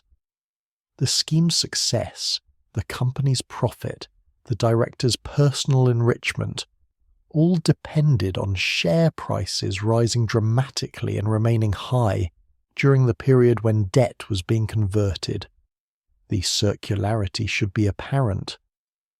The scheme was attractive because it promised to generate profits from high share prices, but share prices would rise because investors believed the scheme would be profitable. The scheme justified the prices, and the prices justified the scheme. The logic feeding on itself, creating a circular dependency that had no foundation except belief, except confidence that others shared the belief, except momentum that would continue as long as new buyers appeared willing to pay higher prices. Robert Walpole, serving in Parliament though not yet in the government that would later elevate him to decades as Prime Minister, understood the problems immediately. He spoke against the proposal when it was debated in January of 1720, pointed out the mathematical problems, the circular logic, the dependence on ever-rising prices. He noted that the company's actual trading business generated minimal profit, that the South Seas monopoly had not produced the wealth its name suggested, that the share price bore little relation to genuine commercial value. His objections were prescient, accurate, carefully reasoned. They were also largely ignored by a parliament many of whose members had been bought through one of the scheme's most scandalous aspects. The directors engaged in systematic bribery to secure parliamentary approval. They created what they called fictitious stock, shares that were allocated to key political figures, but that did not require actual payment. A member of Parliament might be granted shares worth thousands of pounds without paying anything, the understanding being that when shares rose in value the member could sell for substantial profit, could pocket the gains that came from price appreciation funded by other investors. This was corruption rendered almost elegant in its simplicity. The bribes cost the company nothing immediately, required only creating entries in subscription books, allocating shares that did not yet exist. But they purchased political support that was essential for the scheme's approval. The Chancellor of the Exchequer received fictitious stock. The Postmaster General received shares. Members of the King's household received allocations. The precise amounts are documented in company records that survived, showing thousands of pounds in shares distributed to those who could facilitate the scheme's passage through Parliament and its acceptance by the government. Even the King's mistresses received shares. The Duchess of Kendal and others who had influence with George I, whose support or at least acquiescence was valuable. The web of corruption extended through the political establishment, creating networks of shared interest in the scheme's success, aligning incentives such that many of those who should have been sceptical gatekeepers became instead enthusiastic promoters. The Bank of England initially opposed the South Sea scheme, proposed its own alternative plan for assuming the national debt.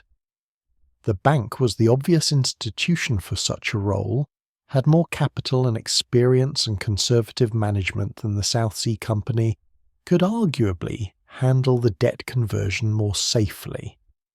But the bank's proposal was less generous to the government, offered less favourable terms, promised smaller immediate benefits. And the bank lacked the South Sea Company's willingness to distribute bribes, to court political favour through dubious means, to promise whatever was necessary to secure approval regardless of whether the promises could actually be fulfilled. The competition between the South Sea Company and the Bank of England for the privilege of assuming the national debt took the form of auction, each institution bidding against the other by offering better terms to the government. The South Sea Company offered to accept lower annual interest payments than the bank offered. The company offered to pay the government a direct fee of several £1 million for the privilege of assuming the debt. Each improvement in terms made the deal more attractive to the government and more dangerous for the company, reduced the margin for error, increased the dependence on rising share prices to make the mathematics work. But the directors pressed forward, confident that prices would rise sufficiently, that public enthusiasm could be generated, that the speculation would carry them to success. The South Sea Act passed Parliament in April of 1720, receiving royal assent on the 7th of April. The Act authorised the South Sea Company to assume the national debt, specified the procedures for offering debt holders the opportunity to convert their obligations into company shares, established the framework within which the scheme would operate. The passage marked the point where proposal became authorisation, where possibility became plan, where the machinery could begin operating according to the design the directors had crafted. The terms of the Act were complex, reflecting months of negotiation and revision.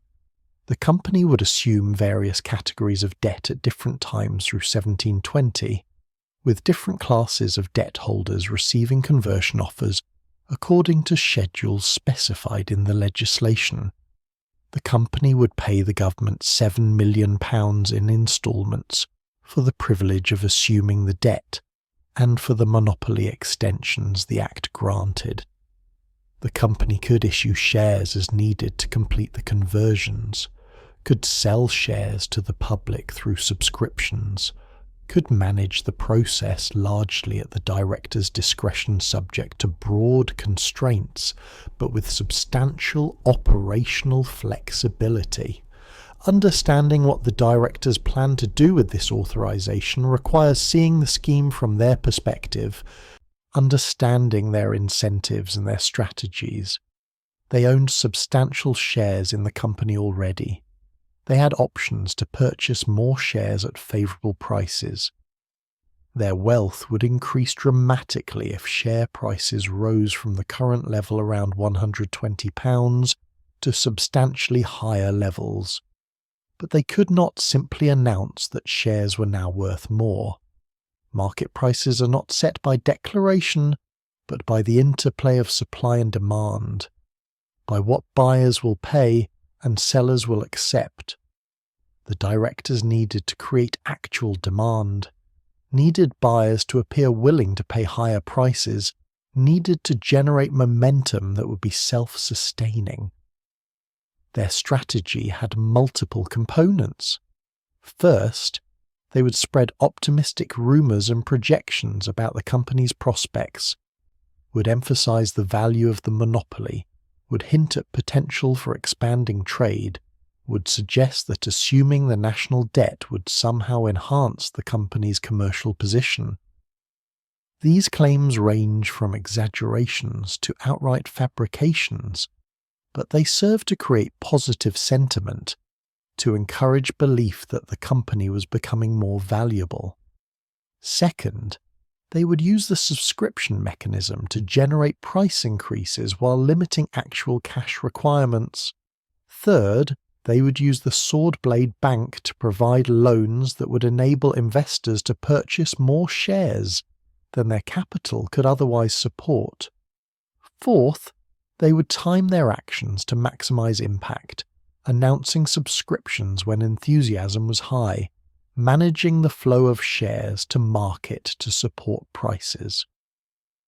The share price in January of 1720, when the scheme was first proposed to Parliament, stood at approximately £128. This was already somewhat elevated from the levels that had prevailed through most of 1719, reflecting anticipation that something significant might be developing. As debate proceeded through winter, as the scheme's approval seemed increasingly likely, prices drifted higher. By March, shares were trading around £190. The increase reflected genuine investor enthusiasm, belief that the debt conversion would succeed, expectation that the company's value would increase when it assumed management of national debt. When the South Sea Act received royal assent in early April, prices jumped immediately, reaching above £300 within days. This was a psychological moment, the point where authorization transformed from potential to actual, where investors who had been waiting for certainty could commit their capital. the demand exceeded available supply of shares at previous price levels, pushing prices rapidly higher as buyers competed for stock. The directors watched this price movement with satisfaction, seeing their strategy beginning to work, seeing the momentum developing that would enable the conversions on favourable terms. But £300, though substantially higher than where shares had traded through most of the company's existence, was only the beginning of what the directors envisioned. To make the scheme maximally profitable, to maximise the number of shares available for sale, after satisfying debt holders' claims, prices needed to rise much higher.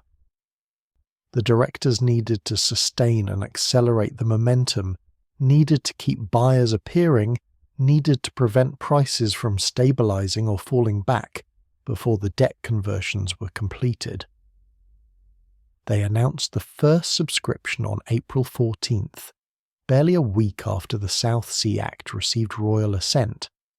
This subscription offered shares at £300 each, the current market price, but required only a deposit of £60 per share immediately, with the remaining £240 payable in 8 instalments over the following months.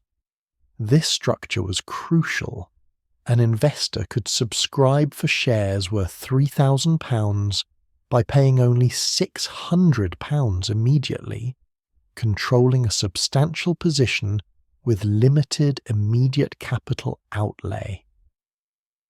The leverage this created was approximately 5-1, the potential for profit or loss magnified by the ratio between shares controlled and capital actually invested. The subscription was enormously popular, oversubscribed within hours. More investors wanted shares than the company made available, creating a sense of scarcity, of opportunity that might be missed, of urgency to secure allocation before the offering closed. The directors allocated shares to favoured investors, to political figures whose continued support was valuable, to themselves and their associates, to wealthy merchants who could influence others. The shares offered in this first subscription began trading immediately in the market, even though the full price had not been paid, even though the shares existed only as subscription rights not yet converted to actual stock. These subscription rights traded at premiums to the £300 nominal price, suggesting that investors believed shares would rise further, that locking in the right to purchase at £300 was valuable even if it required paying a premium for that right. By late April, share prices had reached £330. The trajectory was upward, the momentum was building, the psychology was shifting from scepticism to enthusiasm to something approaching euphoria. The coffeehouses in Exchange Alley buzzed with South Sea conversation, with stories of gains made, with projections of further increases, with debates about how high prices might go. Those who had purchased at 120 in January had more than doubled their money in 4 months. Those who had purchased the first subscription at 300 were already seeing profits as the subscription rights traded above the nominal price. The directors understood that maintaining momentum required continued action, required new announcements and new offerings to keep attention focused on South Sea stock. They announced a second subscription on April 29th, this one at £400 per share, reflecting the higher prices shares now commanded in the market. The terms were similar to the first subscription, requiring 20% down with the remainder payable in instalments. This subscription was also oversubscribed, also generated excitement, also pushed prices higher as investors competed for allocations. May saw prices continue rising, reaching £500 by mid-month.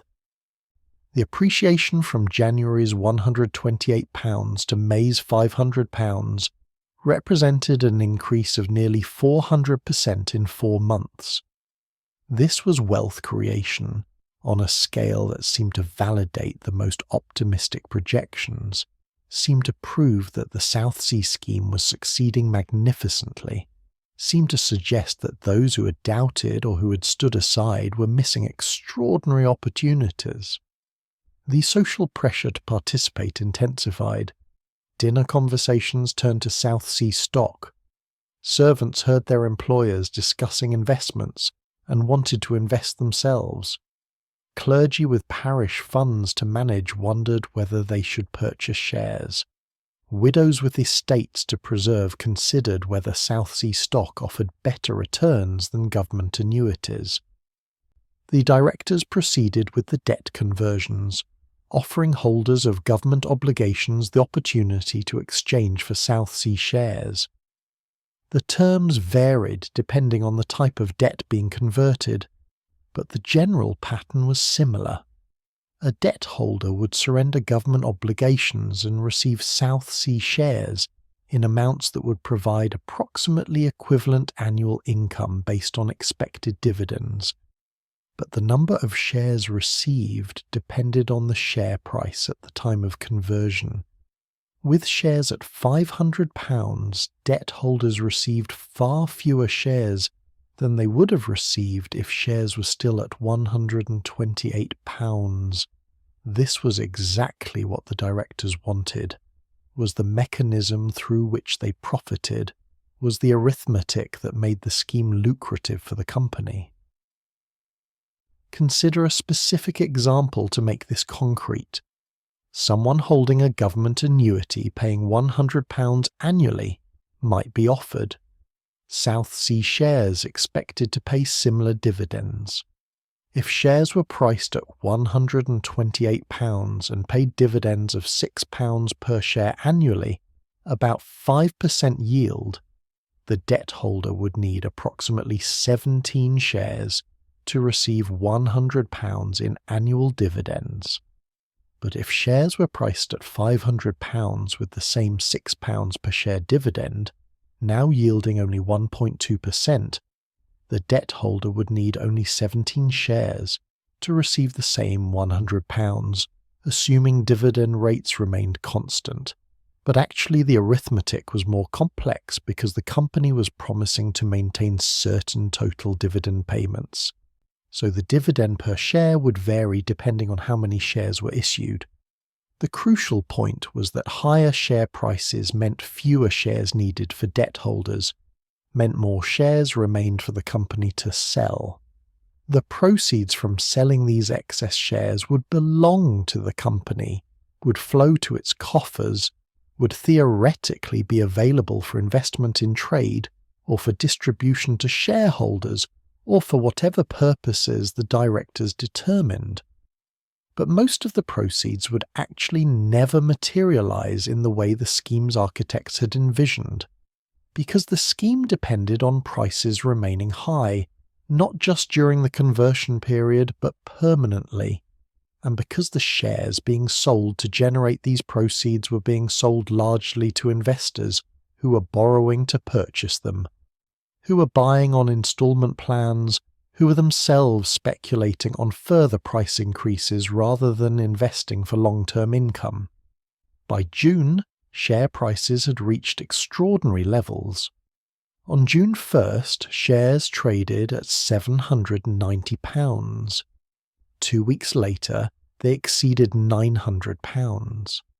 The peak came in late June when prices briefly touched £1,000 per share, nearly 8 times the price from January, a level that valued the entire company at over £100 million, twice the national debt the company was assuming, more than 15 times the government's annual revenue, a market capitalization that bore no rational relationship to the company's actual commercial prospects or to the income it could generate from government interest payments. The third subscription was announced on June 17th, offered at £1,000 per share, requiring payment of £100 per share immediately with the balance in instalments. This subscription too was heavily oversubscribed, drew enormous interest, though by this point some observers were beginning to question whether prices could be sustained at these levels, whether the valuations made any sense, whether the enthusiasm might be excessive. The fourth subscription followed shortly after, also at £1,000 per share. The directors were creating shares and selling them as fast as investors would buy them, were generating enormous notional proceeds, were enriching themselves through the shares they owned that had appreciated from £128 to £1,000.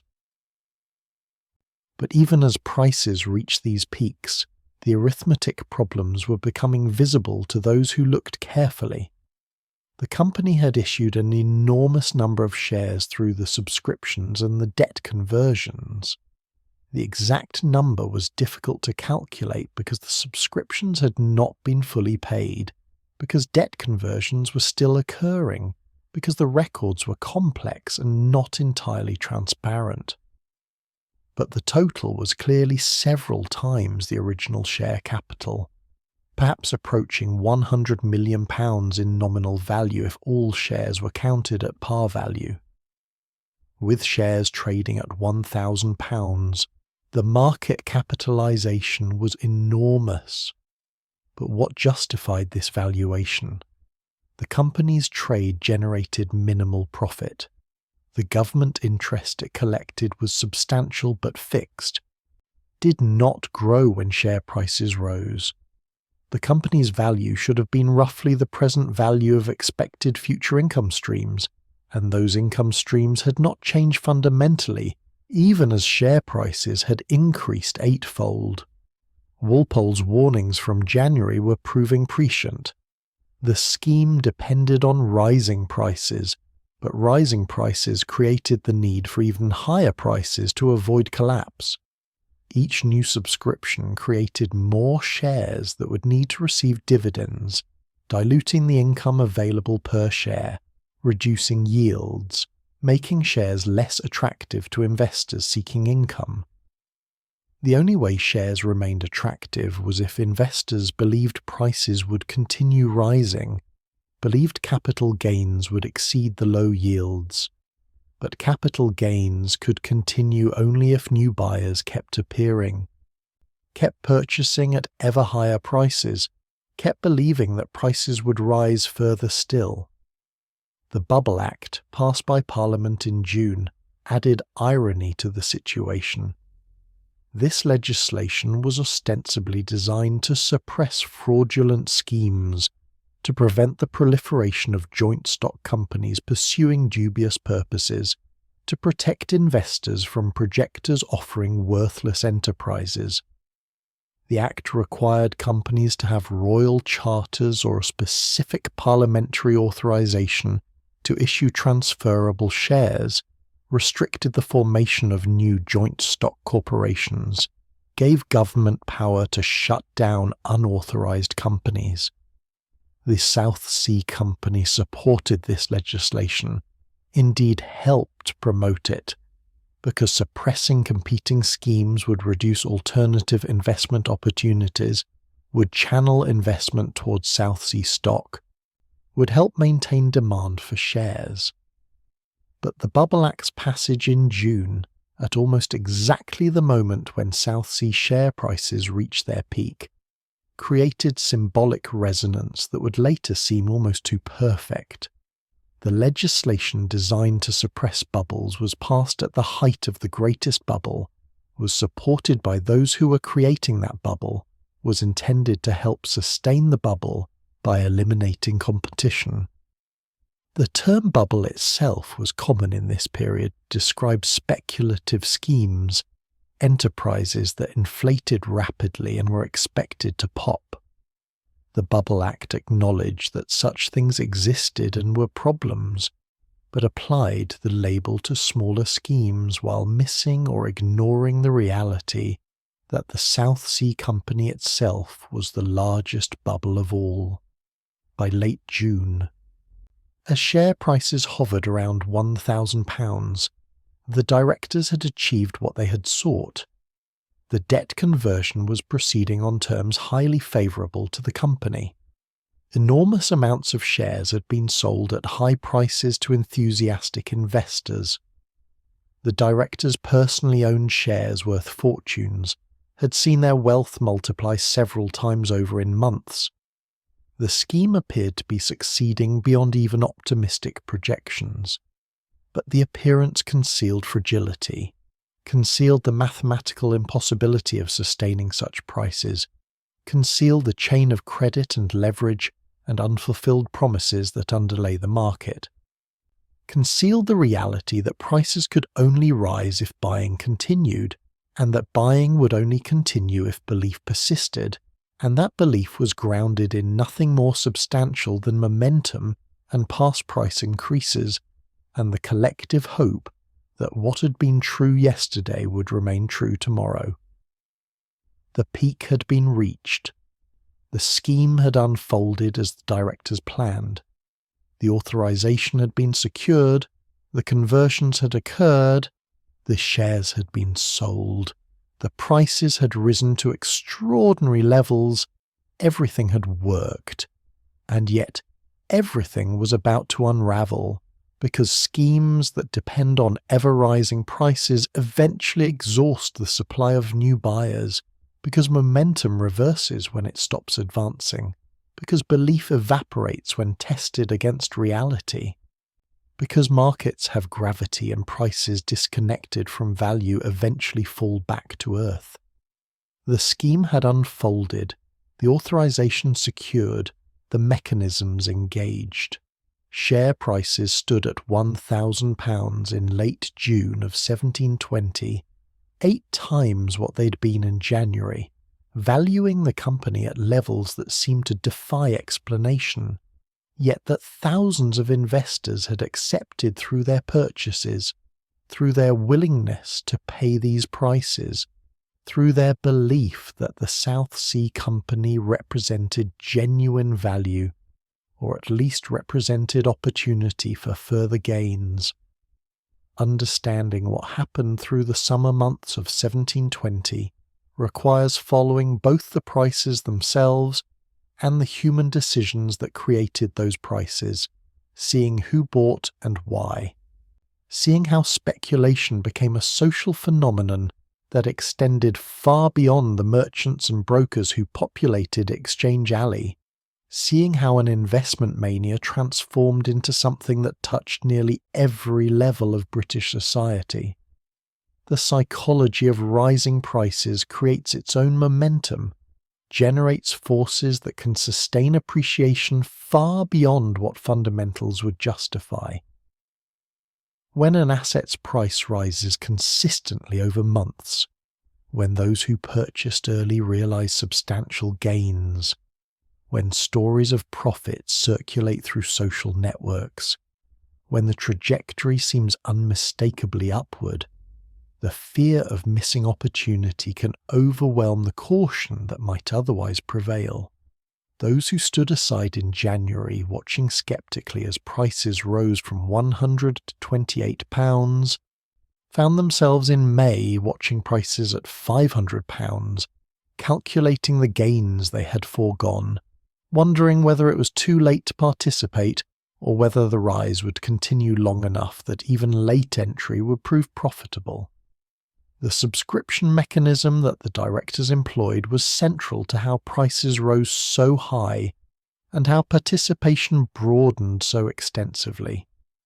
By offering shares for payment in instalments, by requiring only 10 or 20% down with the balance payable over subsequent months, the company made it possible for people to control large positions with limited immediate capital.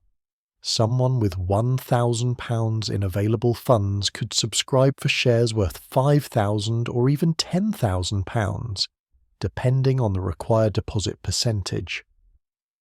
This leverage multiplied both potential gains and potential losses, but during a period of rising prices the gains dominated attention, while the risks seemed theoretical or distant. The first subscription in April had offered shares at £300, with payment of £60 per share required immediately. An investor subscribing for 10 shares committed to eventually pay £3,000, but needed only £600 in cash immediately. When these subscription rights began trading in the market, when they could be sold to others who would assume the payment obligations, when the rights themselves commanded premiums because they represented the ability to acquire shares at £300, even as market prices rose higher, the speculation extended beyond actual shares to these derivative instruments. These rights to purchase shares that were themselves objects of trading and price discovery. The second subscription in late April at £400 per share drew even more interest. The required deposit was £80 per share, 20% of the nominal price. The balance payable in 8 instalments through the remainder of the year. Someone subscribing for shares worth £4,000 paid £800 immediately, received subscription receipts that could be traded, that began circulating in Exchange Alley, that changed hands at prices reflecting expectations about where actual share prices would stand when the instalments came due, and the subscriptions converted to full shares. By the time of the third subscription in June at £1,000 per share, the required deposit had dropped to only £100 per share, 10% of the nominal price. This meant that someone could control shares worth £10,000 by paying only £1,000, could leverage their position 10 to 1, could potentially make enormous gains if prices rose even modestly above £1,000, or could face devastating losses if prices fell and the remaining instalment obligations became due on shares worth less than the promised payment.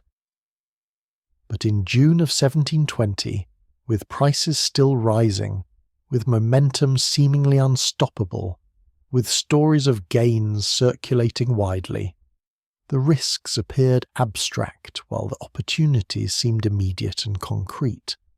The social composition of investors expanded dramatically through the spring and summer. The aristocracy participated extensively, some members of the nobility investing substantial portions of their wealth in South Sea stock. The Earl of this, the Duke of that, names that appeared in surviving subscription lists and shareholder records, commitments of thousands or tens of thousands of pounds, the great landed families deploying capital into this new opportunity alongside their traditional holdings of agricultural estates and government bonds. Some aristocrats invested with genuine belief that the company represented sound value. Some were swept up in the enthusiasm, followed the crowd, participated because everyone in their social circles was participating. Some were courted by directors who offered favourable subscription terms, who granted access to shares at moments when access was valuable, who cultivated relationships that might prove useful politically or socially. The gentry and the wealthy merchant class formed another substantial category of investors. These were people with significant capital but not vast aristocratic fortunes, people who had accumulated wealth through trade or inheritance or professional success, people for whom South Sea shares represented both genuine investment opportunity and social aspiration. Owning South Sea stock, participating in the speculation, demonstrating that one had the resources and judgment to invest in this extraordinary opportunity, became markers of status and sophistication. The subscription lists included merchants from London and provincial cities, landowners from across England, professionals such as lawyers and physicians, people whose wealth positioned them in the comfortable upper reaches of society without necessarily placing them among the truly wealthy. But the participation extended well beyond these wealthy groups. The middling sorts, the shopkeepers and master craftsmen and minor officials, the people who earned perhaps £100 to £300 annually, who'd accumulated some savings through years of work, who sought ways to improve their economic position. These people bought South Sea shares too, often in small amounts, often by subscribing for 1 or 2 shares that would require eventual payment of hundreds of pounds, but required only tens of pounds immediately. The opportunity to participate in something that had enriched early investors, that seemed to promise continued gains, that represented a path to prosperity beyond what patient accumulation through trade or wages could provide, drew people who could least afford losses but who hoped most fervently for gains. Even servants and workers of modest means found ways to participate. A domestic servant earning £20 or £30 annually might save for years to accumulate enough to subscribe for a single share, might borrow from family or employers, might scrape together the deposit required for a subscription that promised eventual wealth far exceeding what years of service could provide. These small investors were the most vulnerable, had the least understanding of markets and valuation, were making decisions based largely on the visible fact that prices had risen and on the hope that they would continue rising. They were entering late, buying at high prices, taking on obligations that would prove burdensome if prices fell. Women participated as investors both directly and through male agents. The subscription lists included numerous female names, widows who managed their own estates, married women who invested their dowries or separate property, women of means who saw South Sea stock as an opportunity. Some women operated through the coffeehouses and exchange alley, as directly as social conventions permitted. Others worked through brokers and agents, submitted their orders by letter, managed their investments at one remove from the physical trading spaces, but with genuine engagement in the decisions and strategies. The clergy invested too, some using their personal resources, some managing funds that belonged to their parishes or to charitable foundations. The Church of England held substantial property and financial assets that generated income used for clerical salaries, for maintaining churches, for supporting charitable works. Some of this found its way into South Sea stock, invested by churchmen who believed the company offered sound returns, or who were caught up in the general enthusiasm, or who felt pressure to achieve gains that would support their institution's missions. The irony of churches investing in a company whose primary actual trade was transporting enslaved Africans seems to have troubled few participants in 1720, the slave trade being generally accepted as legitimate commerce. The colleges of Oxford and Cambridge invested endowment funds in South Sea stock. These ancient institutions held lands and financial assets that provided income supporting scholars and students. The college bursars who managed these resources sought to maximize returns while preserving capital. South Sea shares, offering both the government interest payments and the potential for capital appreciation, appeared attractive. When shares stood at £300 or £400 and were still rising, when the company seemed to represent stability combined with growth, when other investors were profiting substantially, the decision to invest college funds seemed prudent rather than speculative. Only later, when prices collapsed, would these investments appear as catastrophic failures of fiduciary judgment.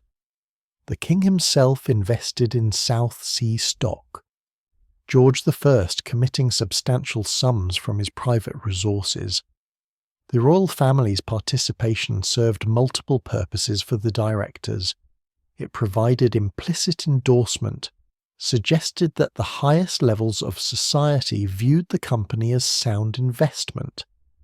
It aligned the king's interests with the company's success, made royal favour more likely, reduced the possibility of government interference, and it enriched the king, at least temporarily, as share prices rose and the value of his holdings multiplied. The king's mistresses received shares as well, the Duchess of Kendal and Countess von Pleiten holding substantial positions that were partly gifts from directors courting royal favour and partly their own investments.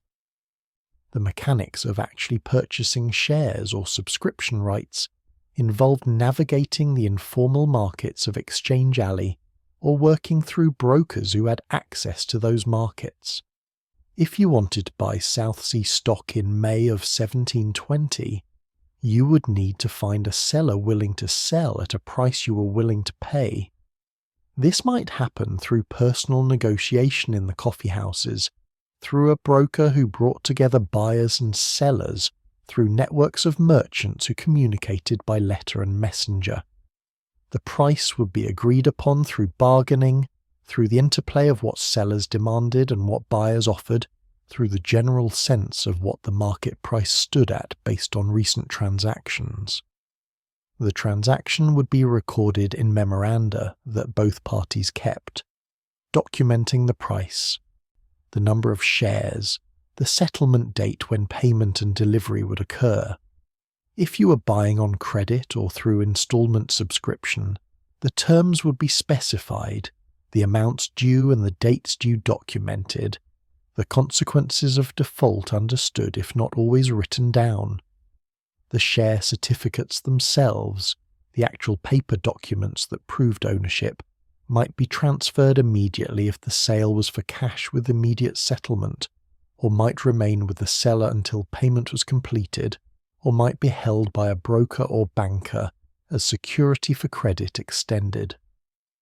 The Swordblade Bank facilitated much of this activity, providing loans secured by South Sea shares, allowing investors to borrow against the shares they owned to purchase more shares, creating the circular dynamic where rising prices enabled more borrowing, which enabled more buying, which pushed prices higher. If you owned shares worth £5,000 at current prices, the bank might lend you £3,000 or even £4,000 secured by those shares, funds you could use to subscribe for more shares, to purchase shares in the market, to speculate on continued price appreciation. This lending was profitable to the bank when prices rose, the interest income flowing in while the collateral appreciated. But it created enormous risk if prices fell, if the collateral securing the loans became worth less than the loans themselves, if borrowers defaulted because they could not repay loans that exceeded the value of their now depreciated shares. The coffeehouses became scenes of intense activity through the summer months. Jonathan's Coffeehouse, Garraway's, the establishments in and around Exchange Alley, filled with investors and speculators, and those simply curious about the phenomenon. The noise level rose with the excitement, hundreds of conversations occurring simultaneously, voices raised to be heard over the general din, the scratch of pens recording transactions, the clink of coffee dishes, the rustle of papers being exchanged, the heat of summer in crowded rooms, the tobacco smoke hanging thick, the press of bodies in spaces designed for smaller numbers. These added to the sense of frenzy, of unusual times, of something extraordinary occurring. The conversation in the coffeehouses ranged across multiple topics, all relating to South Sea stock. What was the current price? Different people might report different figures based on recent transactions they had witnessed or participated in, creating some confusion, but also creating the sense that prices were in flux, were rising, were presenting opportunities for those quick enough to act. Who was buying? Names would circulate. The Earl of so-and-so was said to have purchased £10,000 worth. Lady such-and-such was believed to have invested her entire fortune. A merchant known to all had supposedly made £50,000 in profit already. These stories, whether accurate or embellished or entirely fabricated, fed the sense that participation was universal, that gains were being made, that standing aside meant missing the opportunity of a lifetime. Projections about future prices varied wildly, but tended toward optimism. Some believed shares would reach £2,000, doubling again from the June peak of £1,000. Others projected £3,000 or £5,000, figures that seemed extreme but that could be rationalized through various arguments about the company's prospects, about the value of the monopoly, about the benefits that would flow from managing the national debt. The more sober voices suggesting that current prices were already unsustainable, that shares trading at £1,000 made no sense relative to the company's actual income, that a correction was inevitable. These voices were drowned out by enthusiasm, dismissed as the complaints of those who had missed the gains, ignored by the crowds focused on stories of profit rather than warnings of risk. The actual trading was conducted through a combination of verbal agreements and written memoranda.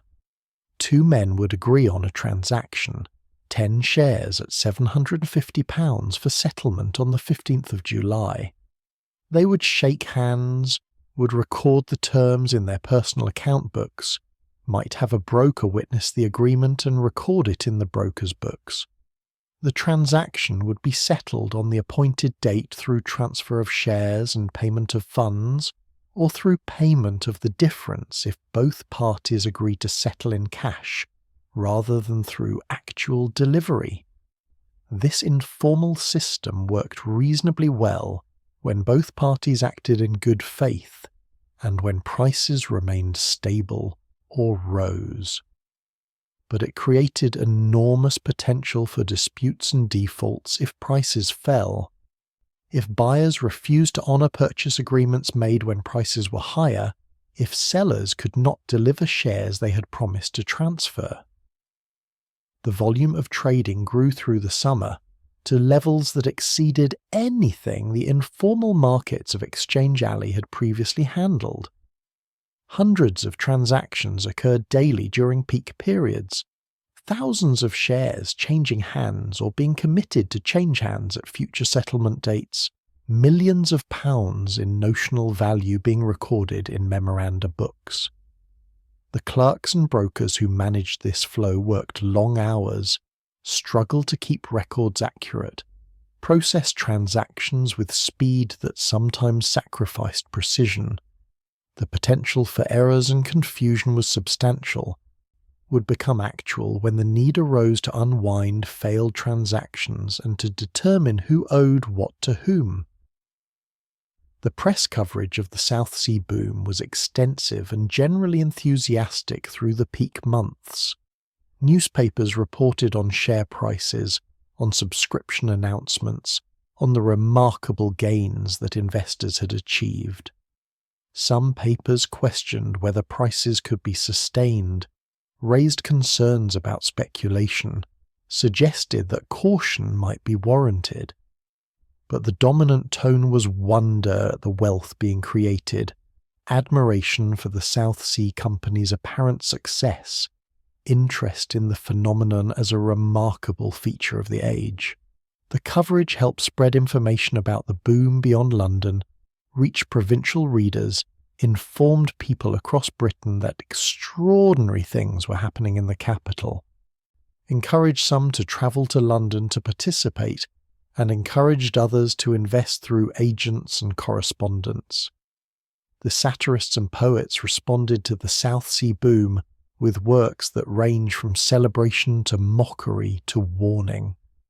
Jonathan Swift wrote about the South Sea speculation with characteristic skepticism, pointing out the absurdities, questioning the valuations, suggesting that disaster was approaching.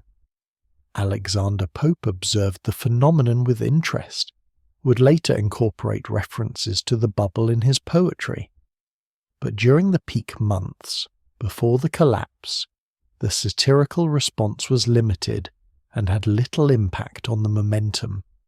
The satire would come later, after events had proven the skeptics right, when the moral lessons seemed clear and the targets of mockery were safely defeated. The physical strain on the infrastructure of Exchange Alley became apparent during the peak months. The narrow street was not designed to accommodate the crowds that gathered. The coffeehouses could not seat all who wanted to participate in trading. People spilled into the street, conducted transactions while standing in groups, blocked passage for others trying to move through the area. The noise, the heat, the crowding, the intensity of activity from morning through afternoon created an atmosphere that was exciting and overwhelming in equal measure, that drew people in through sheer spectacle, even if they had no intention of trading. Some participants recognized the unsustainability but continued trading anyway, hoping to exit before prices peaked, hoping to profit from the rise while avoiding the fall. This sophisticated speculation required timing, required judgment about when the peak would arrive, required discipline to sell when others were still buying, required accepting the possibility of missing further gains in exchange for securing the gains already achieved. Some succeeded in this strategy, sold their holdings at prices near the peak, converted their paper wealth into actual money, withdrew from the speculation with substantial profits. But many who attempted this strategy misjudged the timing, held too long hoping for one more increment of gain, found themselves still holding when prices began to fall. The directors themselves faced the question of when to sell. They had enriched themselves enormously through shares they had owned or had acquired through favourable terms. Some directors sold substantial portions of their holdings during the peak months, converted shares worth hundreds of thousands of pounds into actual money and land and safe assets. But the directors also needed to maintain confidence, needed to appear convinced that prices would continue rising, needed to avoid sending signals that might trigger selling by others. Their sales has to be managed carefully, conducted quietly, disguised through complex transactions that were not immediately visible to the market. Some directors succeeded in extracting much of their paper wealth before the collapse. Others held too long, whether from greed or from genuine belief that prices would remain elevated or from the practical difficulty of selling enormous positions without depressing prices. By July, share prices had begun to plateau, hovering around £800 to £900, no longer rising consistently, showing volatility that had not been present during the months of steady appreciation. Some days brought increases, other days brought modest declines, the overall trajectory becoming less clear, the momentum becoming less certain. This plateau was not yet collapse, but it represented the end of the explosive rise, the point where the supply of new buyers at higher prices began to exhaust, where those who wanted to buy South Sea shares at any price had largely already bought, where further appreciation required finding new sources of demand that were not readily apparent. The subscription mechanism that had enabled the rise now began to create problems. Those who had subscribed in April and May at £300 or £400 per share, who'd paid only their initial deposits, faced instalment payments coming due through the summer and autumn. These payments represented actual cash that needed to be paid, not paper promises, not future commitments, but guilders that had to be gathered and delivered to the company. For those whose shares had appreciated well above their subscription prices, the payments were manageable, could be funded by borrowing against the now valuable shares, or could be made from profits realized by selling some shares. But for those who had subscribed at higher prices, particularly those who had participated in the third and fourth subscriptions at £1,000 per share, the instalment obligations created pressure, required finding cash to pay for shares that were no longer worth significantly more than the subscription price.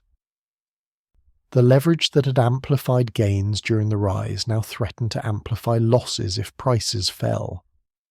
Someone who had subscribed for shares worth £10,000 by paying £1,000 in deposit, who had borrowed against those shares to subscribe for more, who had obligations to the company for instalment payments and obligations to lenders for loan repayments, all based on the assumption that shares would remain at £800 or £1,000, faced potential disaster if prices fell substantially.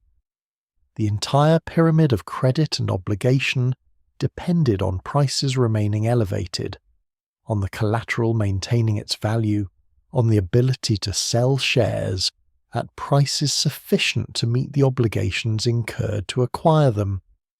August brought increasing unease, though not yet panic. Prices drifted lower, falling from the mid-800s towards £700, the decline gradual enough that it might be temporary fluctuation rather than reversal of trend, but persistent enough that those watching closely began to worry. The volume of trading remained high, but the character changed. More selling than buying, more investors looking to exit positions than to establish new ones, more concern about whether prices could be sustained than confidence that they would rise further.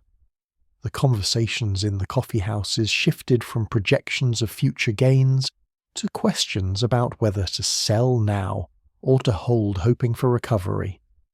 The Bank of England, which held substantial South Sea shares both as institutional investment and through directors and employees who had purchased individually, began to sell in August. The bank's decision to reduce its exposure signalled sophisticated institutional judgment that prices were unlikely to remain at current levels, that taking profits was prudent, that the rise had run its course. When word spread that the bank was selling, other cautious investors took this as confirmation that exit was appropriate, added their selling to the flow of shares coming to market, contributed to the downward pressure on prices. The directors of the South Sea Company attempted to support prices through the late summer, using company funds to purchase shares, announcing optimistic projections, spreading rumours of new opportunities and expanded monopolies. But their resources were limited relative to the scale of the market they were trying to influence. They could slow the decline but could not reverse it, could create brief rallies but could not restore the consistent upward momentum that had characterized the spring and early summer.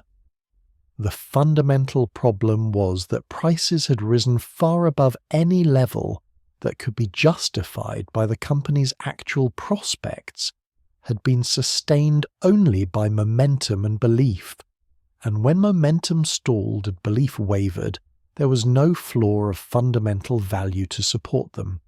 By late August, shares traded around £775, down from the peak but still far above where they had started the year, still representing substantial gains for those who had purchased early, and losses for only those who had bought at the very peak. But the trajectory was now clearly downward. The psychology was shifting from enthusiasm to concern. The question was no longer how high prices might go, but how far they might fall. The machinery that had driven prices upward, the subscriptions, the leverage, the momentum, the enthusiasm, was now working in reverse, creating downward pressure, generating fear rather than greed, pushing prices lower as selling begat more selling, as those who had held hoping for recovery gave up and tried to exit before losses deepened, as the patient mathematics of markets reasserted themselves over the temporary madness of speculation. The trajectory had shifted, the momentum had stalled, the prices that had risen through spring and summer on waves of enthusiasm now faced the patient gravity of markets discovering their limits. Share prices stood around £775 in late August of 1720, down from peaks above 1,000 but still far above the £128 where the year had begun. For those who'd purchased early, substantial paper gains remained even after the decline from peak. For those who had bought at high prices, the losses were becoming uncomfortable but not yet catastrophic. The question that hung over Exchange Alley and the coffeehouses and the estates of investors across Britain was whether this was temporary correction or the beginning of something worse, whether prices would stabilise and perhaps recover, or whether the fall had only started, whether holding through the decline would prove wise, or whether those who could should exit now before losses deepened. September would answer these questions in ways that few participants anticipated and that most hoped to avoid.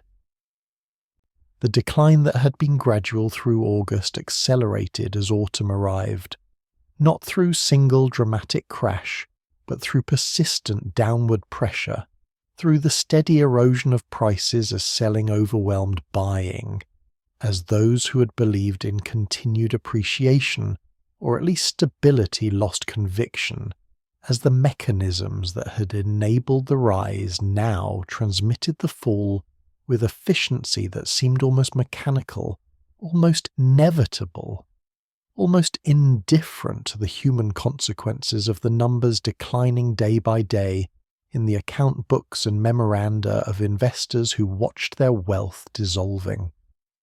The first week of September saw prices fall from £775 to approximately £700. This was acceleration of the decline that had begun in August, but the pace was not yet panic, not yet collapse, still within the range of movements that might reverse, that might represent opportunity to purchase at discount for those with capital and confidence. But the direction was unmistakable, the trajectory was down, and each day's trading brought more shares to market from sellers hoping to exit before further decline, while bringing fewer buyers willing to commit fresh capital at current prices expecting appreciation. The psychology of falling prices creates its own momentum just as rising prices had, but the emotional tone is different. The social dynamics are inverted. During the rise, the fear of missing opportunity drove buying, encouraged those standing aside to enter, created pressure to participate lest gains be foregone.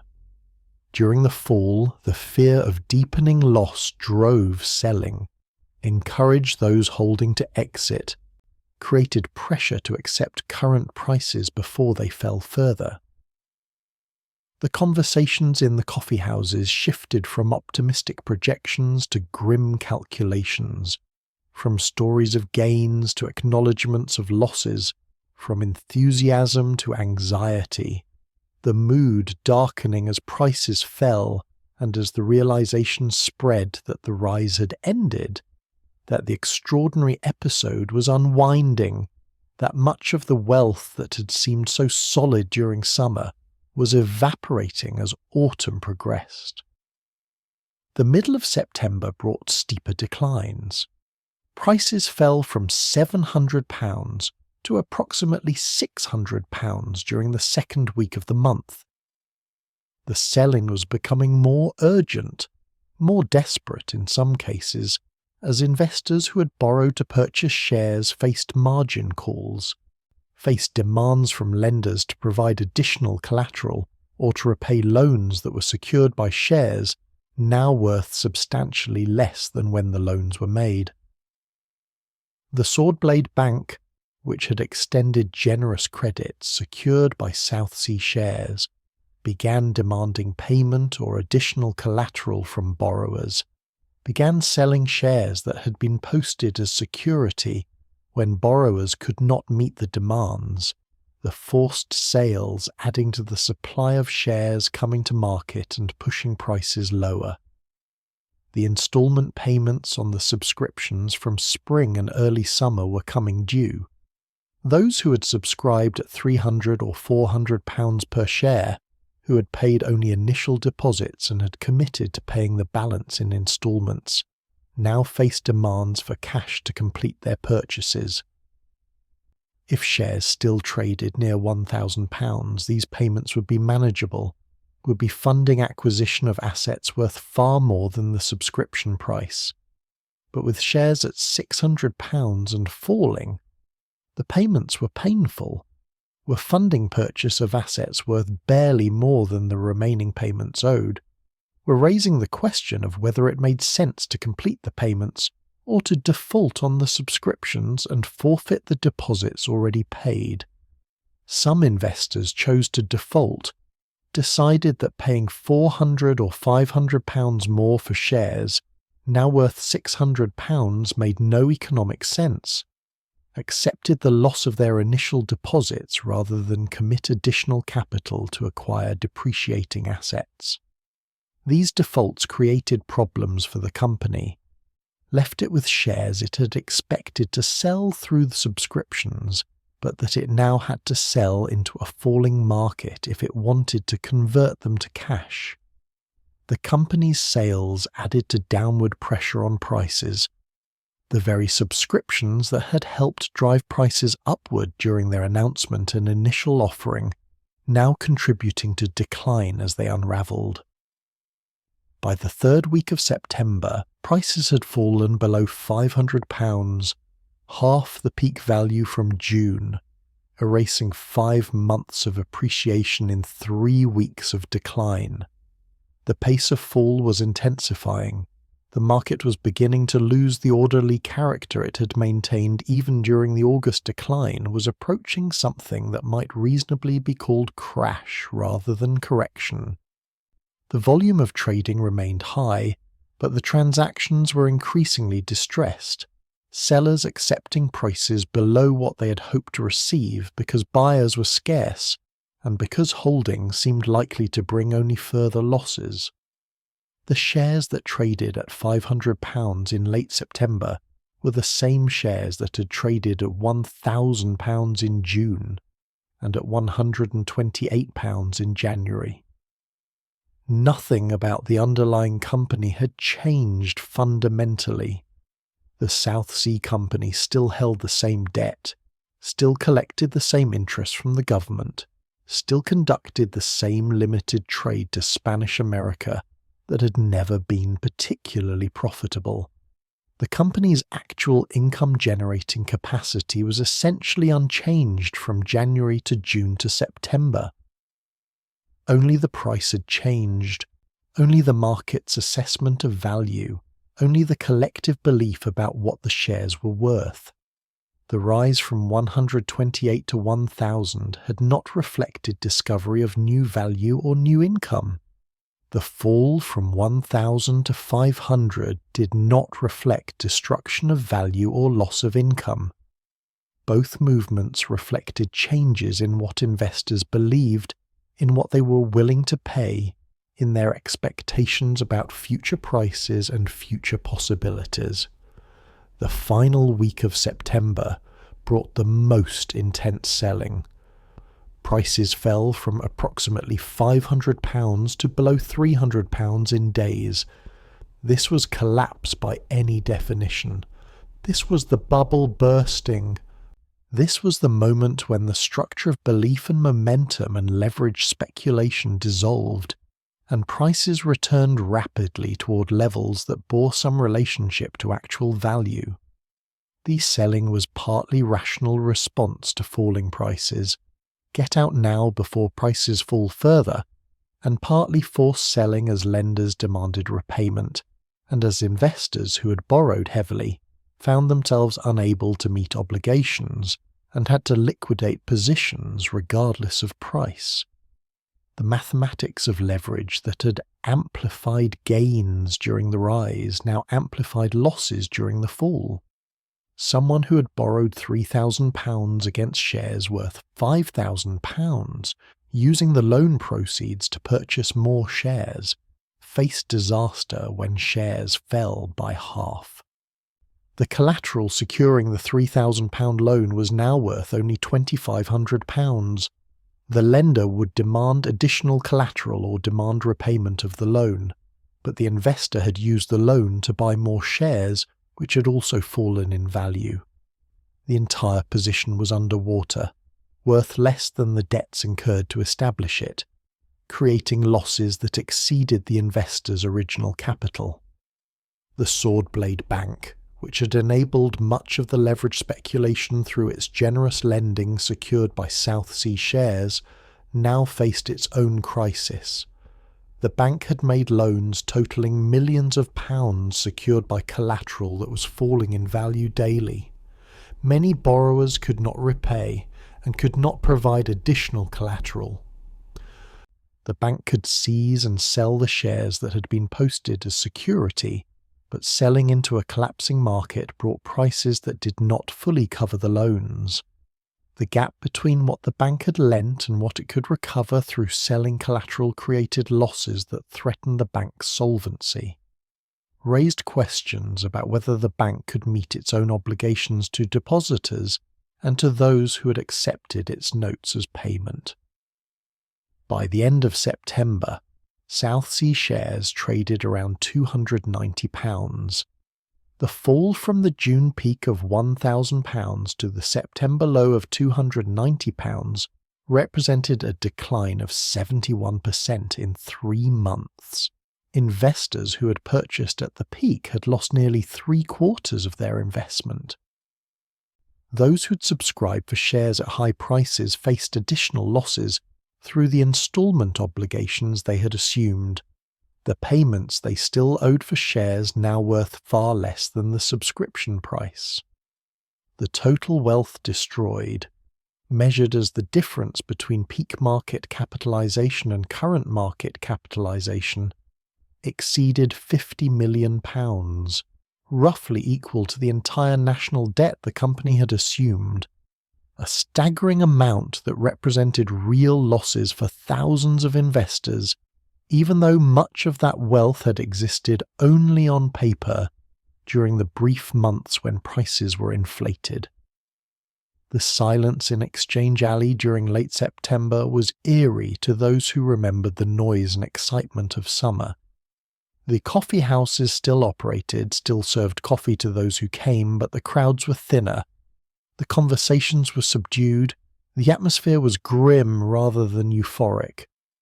Some who had been regular presents through the speculation stopped appearing, either because they lacked funds to continue investing, or because they were dealing with the consequences of losses, or because they could not face the social embarrassment of having participated in disaster.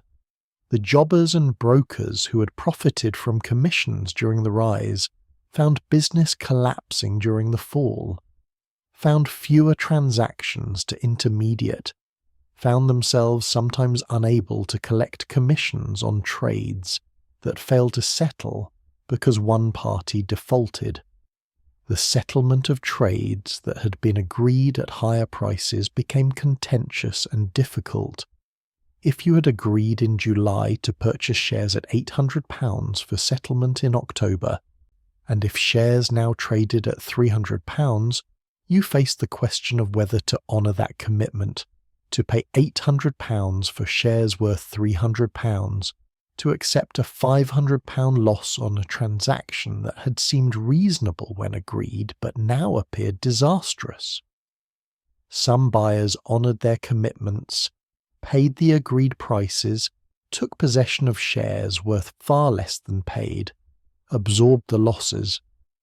Others refused to complete the purchases, defaulted on the agreements, argued that the contracts were void because circumstances had changed so drastically, forced sellers to pursue legal remedies if they wanted to enforce the contracts. The sellers in these failed transactions often had little recourse.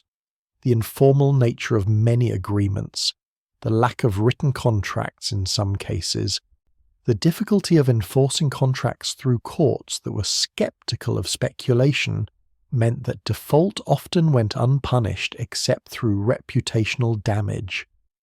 A buyer who refused to honour purchase agreements might be excluded from future trading, might find credit withdrawn, might suffer socially among the merchant community.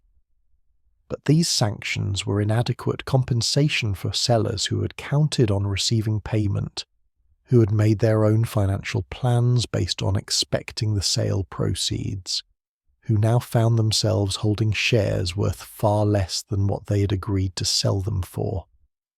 The directors of the South Sea Company attempted various interventions to stem the decline.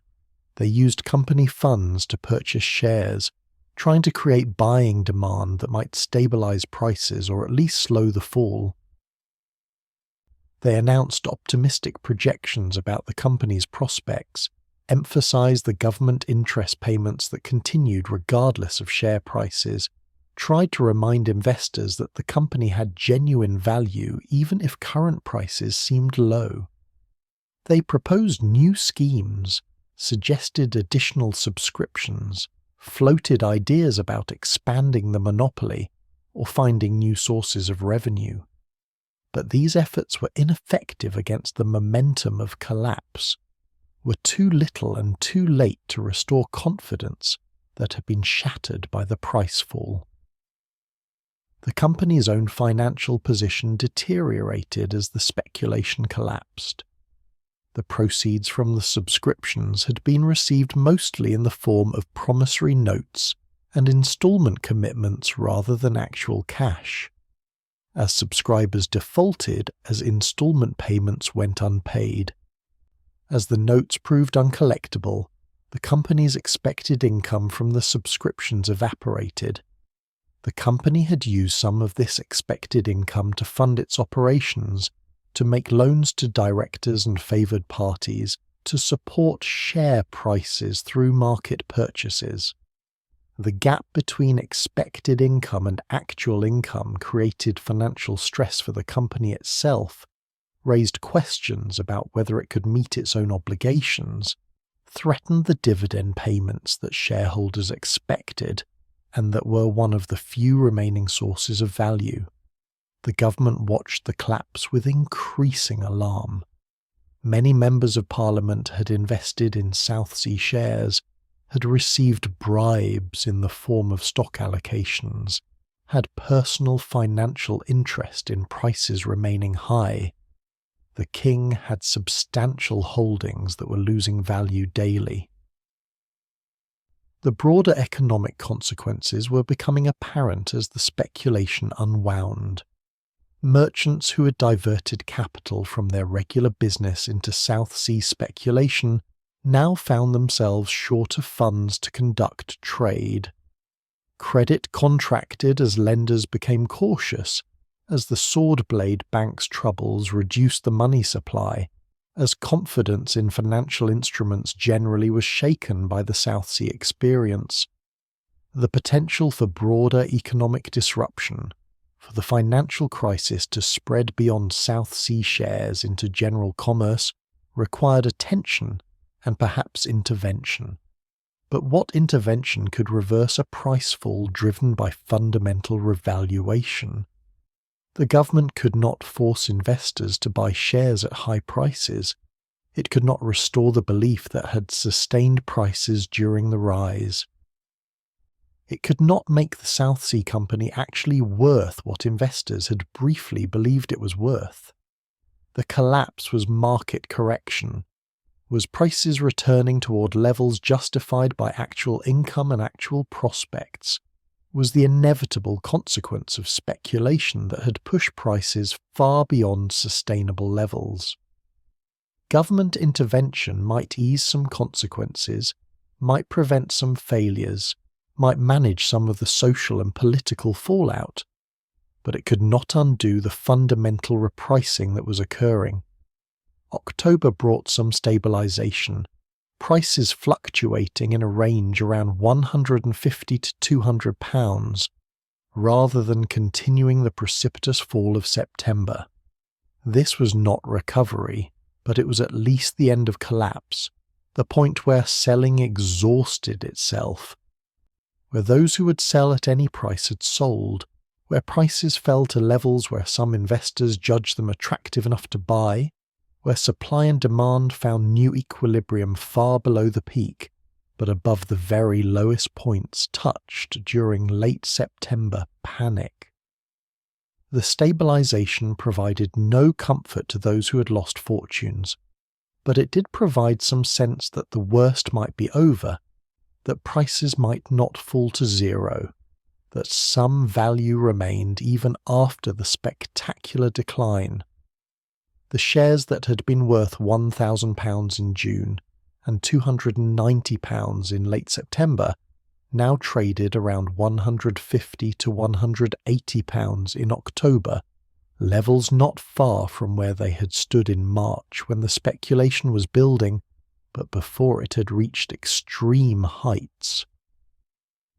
The return to these prices represented completion of a cycle, a round trip from stability through mania back towards stability, the entire extraordinary episode compressed into months, the rise and fall occurring with speed that seemed almost impossible, but that was documented in the price records and transaction ledgers and subscription books that survived, in the accounts of those who participated and those who observed, in the correspondence and diaries, and eventually in the parliamentary investigations and satirical pamphlets that would try to make sense of what had happened.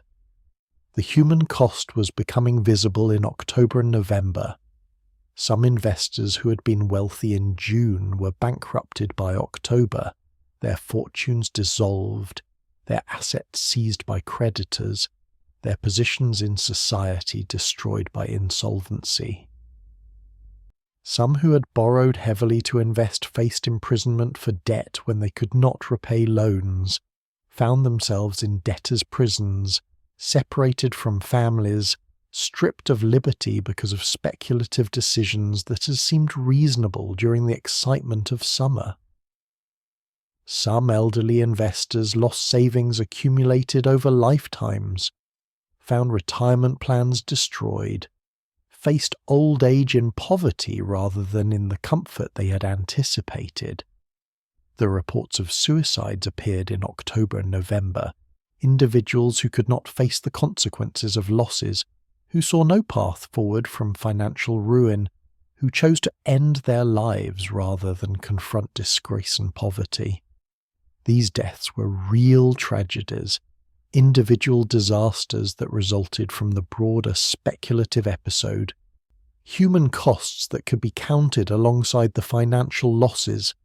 The exact number is uncertain, the documentation incomplete, but the contemporary accounts mention multiple cases, describe the despair that led to these final decisions, reflect the reality that financial catastrophe can destroy not just wealth, but hope and life itself. But the impact was not uniformly catastrophic. Many investors lost money but not their entire fortunes, suffered setbacks but not ruin, could absorb losses and continue their lives with diminished resources but without fundamental disruption. Some investors had sold near the peak, had exited the speculation with substantial gains, had profited greatly from the episode while avoiding the losses of the collapse. The directors, many of whom had sold shares during the peak months, had extracted considerable wealth before prices fell, though they would face other consequences including parliamentary investigation and public disgrace. The distribution of gains and losses was uneven, was not simply a story of universal disaster, but rather a complex pattern of who got in when and who got out when, who borrowed and who paid cash, who held and who sold. The broader British economy absorbed the shock with resilience that might seem surprising given the scale of the speculation and collapse. Trade continued, ships arrived and departed, the textile industries operated, the harvest was gathered, the ordinary business of commerce and production proceeded largely unaffected by the financial crisis. The South Sea bubble had been large, but it had been contained mostly within financial markets, had not extended deeply into the productive economy, had not disrupted the fundamental processes through which wealth was actually created, rather than merely traded on paper. The Bank of England maintained stability, continued its functions, provided credit to legitimate commerce, even as it withdrew from South Sea speculation. The government continued to function, collected taxes, paid its obligations, managed the debt that had been at the centre of the South Sea scheme but that continued to exist, and to require service regardless of what had happened to share prices. The South Sea Company itself survived, continued to exist as an organisation, continued to hold government debt and to collect interest, continued to conduct limited trade to Spanish America. The company that had been valued at over £100 million at peak now had market capitalisation of perhaps £20 million, with shares at £150, still substantial, still representing real value, still a significant presence in British commerce and finance, even if the grand dreams of summer had dissolved. The debt conversion that had been the original purpose of the scheme had occurred, had transformed chaotic obligations into systematic structure, had achieved at least some of what had been intended even if the speculative excess had overwhelmed the legitimate financial engineering. The collapse was complete by November. The prices had stabilized at depressed levels. The selling had exhausted itself. The immediate crisis had passed. What remained was the clean-up, the settlement of failed contracts, the legal disputes over obligations that would not be honoured, the bankruptcies and the forced sales and the creditor negotiations, the parliamentary investigations into what had happened and who was responsible, the search for accountability and for lessons that might prevent similar disasters in the future.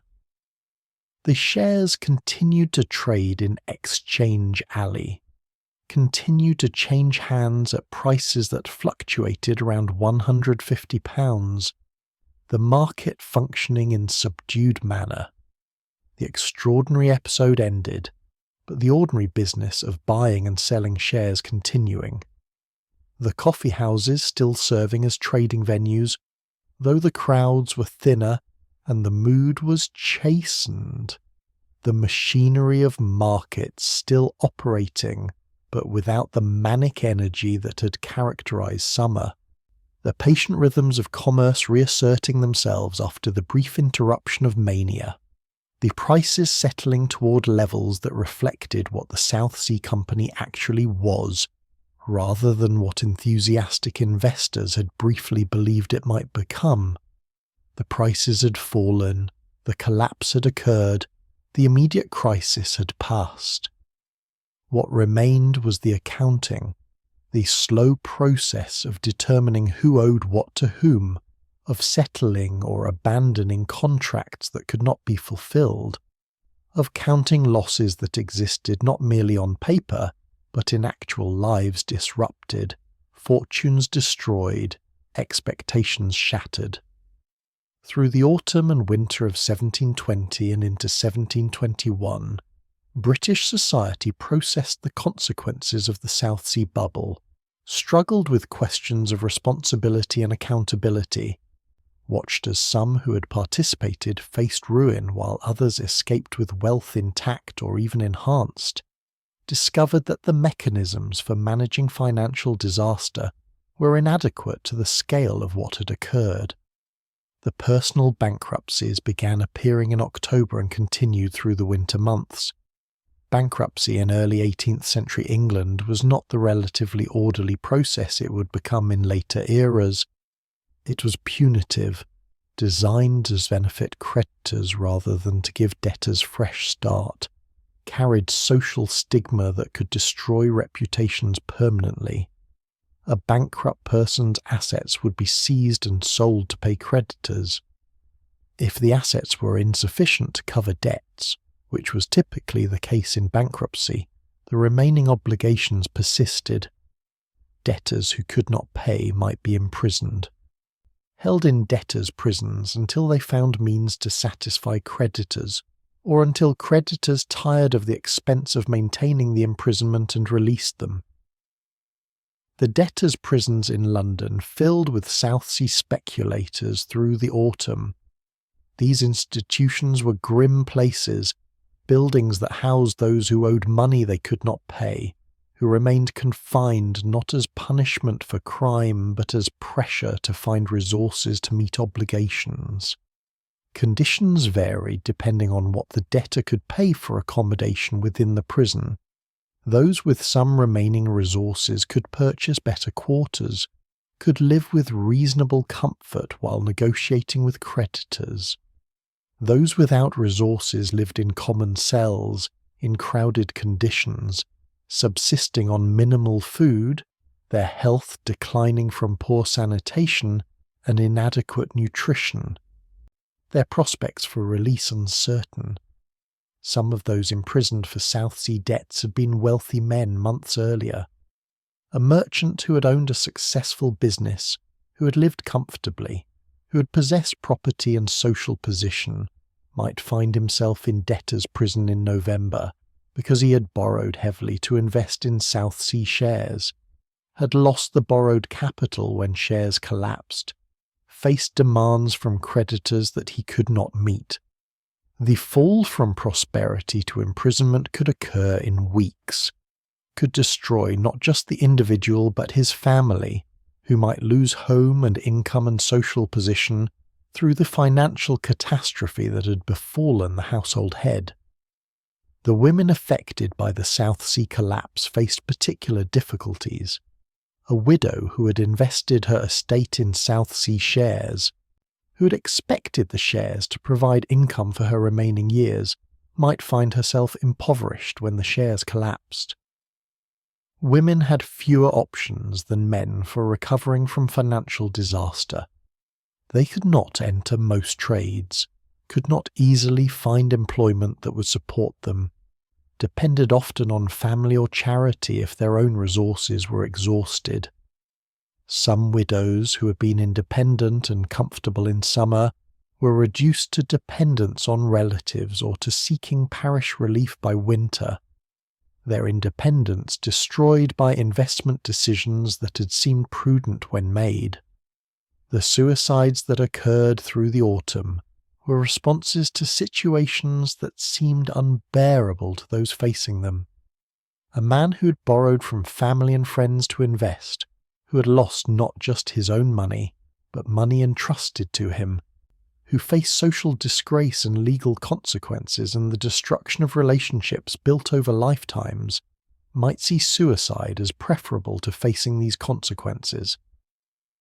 A professional who had invested client funds or church funds in South Sea shares, who faced not merely personal loss but accusations of betrayal of trust, might choose death over disgrace. The moral judgment that Georgian society attached to financial failure, the shame associated with bankruptcy and debt, made these outcomes appear worse than they might seem to modern sensibility, more inclined to view financial losses as unfortunate but not dishonourable. The exact number of suicides is impossible to determine. The contemporary accounts mention several cases specifically, describe circumstances that led to the decisions, use the deaths as evidence of the human cost of speculation. Modern historians treat these accounts cautiously, recognizing that some may have been exaggerated or invented to make moral points about the dangers of speculation, but the pattern is clear enough that some deaths certainly occurred, that financial catastrophe drove some individuals to despair and to self-destruction, that the South Sea bubble claimed lives as well as fortunes. Not all who suffered major losses faced complete ruin. The experience of financial disaster varied greatly depending on individual circumstances, on the extent of losses, on whether debts had been incurred, on family resources, on age and health and prospects for recovery. A young merchant who lost heavily but who retained his skills and his business relationships might rebuild over years, might absorb the lesson of the speculation and move forward with greater caution. An elderly person who lost retirement savings might never recover financially, but might maintain some dignity and security through family support. The outcomes were individual, were shaped by countless factors beyond simply how much money was lost in South Sea shares. The political crisis emerged in parallel with the financial and personal disasters. Parliament reconvened in December of 1720, months after the collapse, facing demands from constituents for explanation and accountability, facing its own compromised position because many members had accepted bribes or had invested heavily themselves. The public wanted to know what had happened, wanted to understand how such a catastrophic speculation had been allowed to develop, wanted to see those responsible held accountable. But accountability was complicated when responsibility was widely distributed, when many of those who should provide oversight had themselves participated in or profited from the scheme. The parliamentary investigation began in earnest in early 1721. Committees were formed to examine the South Sea Company's accounts, to question directors, to review the transactions and contracts and subscriptions that had characterized the speculation. The investigation had multiple purposes. It served to gather information about what had actually occurred, to establish facts about prices and transactions and obligations. It served political purposes, allowing members to demonstrate concern and to deflect blame from Parliament, generally onto specific individuals who could be scapegoated. It served as theatre, as public demonstration that government was responding to crisis, that wrongdoing would be punished, that lessons would be learned. The directors of the South Sea Company were the obvious targets. They had designed and promoted the scheme, had profited enormously from rising share prices, had engaged in manipulation and bribery to secure approval and to sustain prices. The investigation focused particularly on the bribes, on the fictitious stock that had been distributed to politicians and officials, on the corruption that had pervaded the scheme's passage through Parliament. The revelations were damaging, documented, systematic dishonesty, showed that many of those who should have protected the public interest had instead been bought by those seeking to profit from the scheme. John Blunt, one of the principal directors, faced intense scrutiny. He had been among the primary architects of the debt conversion scheme, had managed much of the technical detail, had been deeply involved in the decisions about subscriptions and about distribution of shares to political figures. Blunt defended the scheme's original conception, argued that converting national debt into company shares was sound financial engineering, claimed that the speculation had spiraled beyond what directors intended or could control.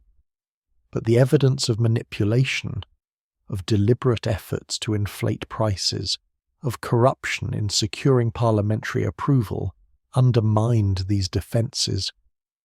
Blunt and other directors were portrayed as villains who had enriched themselves while destroying thousands of investors.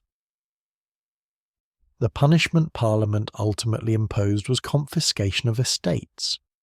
The directors were required to submit inventories of their assets.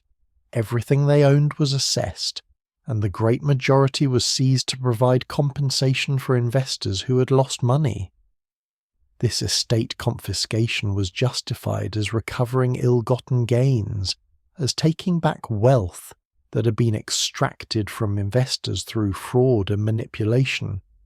The directors were left with minimal amounts, bare sustenance, while the bulk of their wealth was transferred to a fund that would be distributed to injured investors.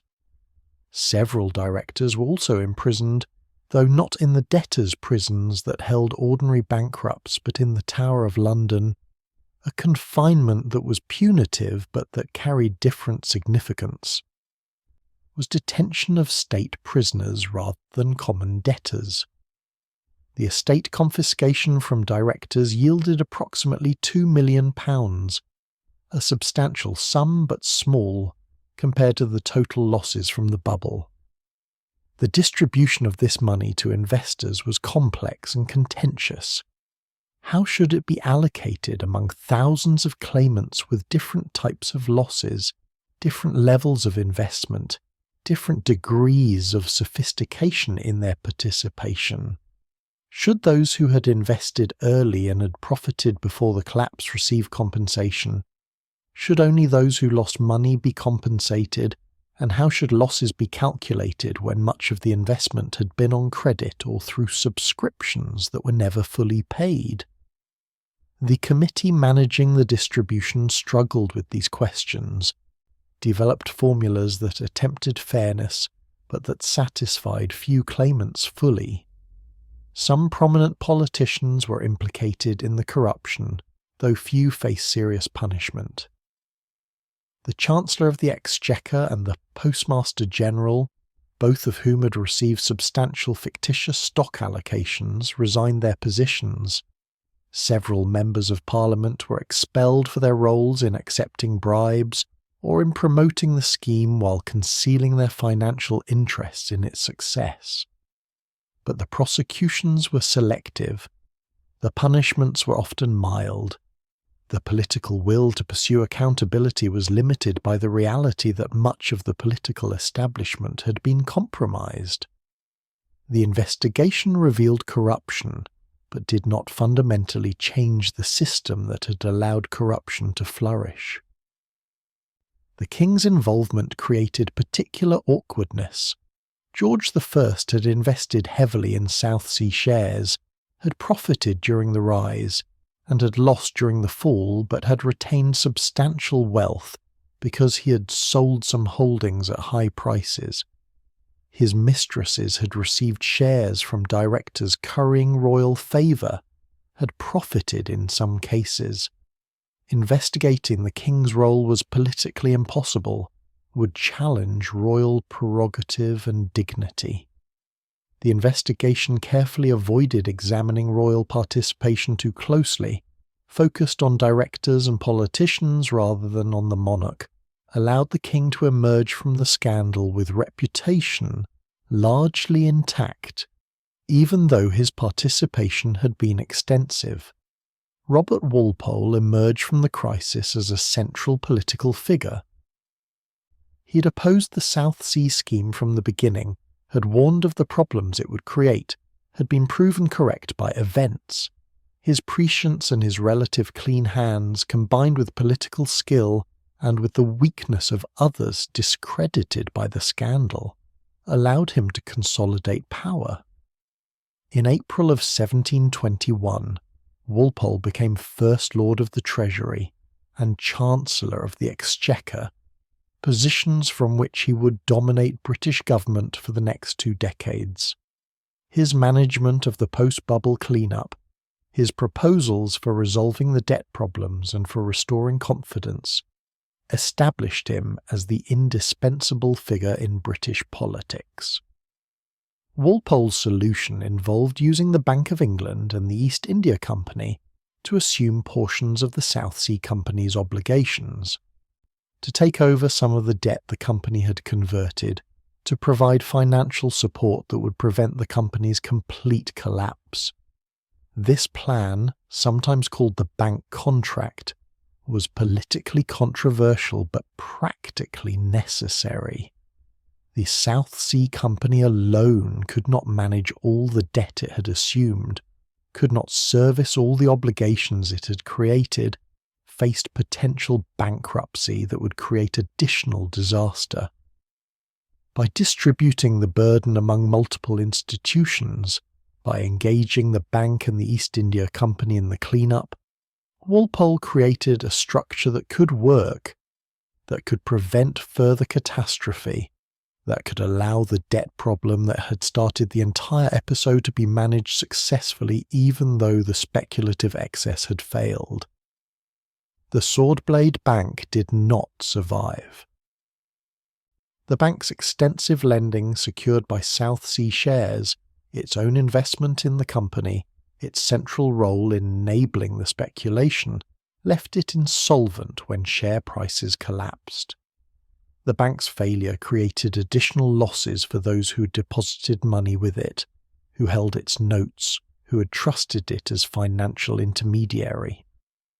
But the Swordblade Bank's failure did not create systemic banking crisis because it was a relatively small institution, because other banks maintained distance from the South Sea speculation, because the Bank of England provided stability that prevented panic from spreading through the financial system generally. The ordinary investors who had lost money received little from the estate confiscations or from any other source. The £2 million recovered from directors was distributed across thousands of claimants, each receiving perhaps a few pounds for every £100 lost, compensation that was token rather than meaningful. Most investors simply absorbed their losses, accepted that the money was gone, adjusted their lives to reduce circumstances. Some who had been wealthy became comfortable but no longer rich. Some who had been comfortable became struggling. Some who had been modestly situated became poor. The redistribution of wealth caused by the bubble and its collapse was enormous, was not just destruction of value, but transfer of value from those who bought late to those who sold early, from the naive to the sophisticated, from the unlucky to the fortunate. The social consequences extended beyond individual losses.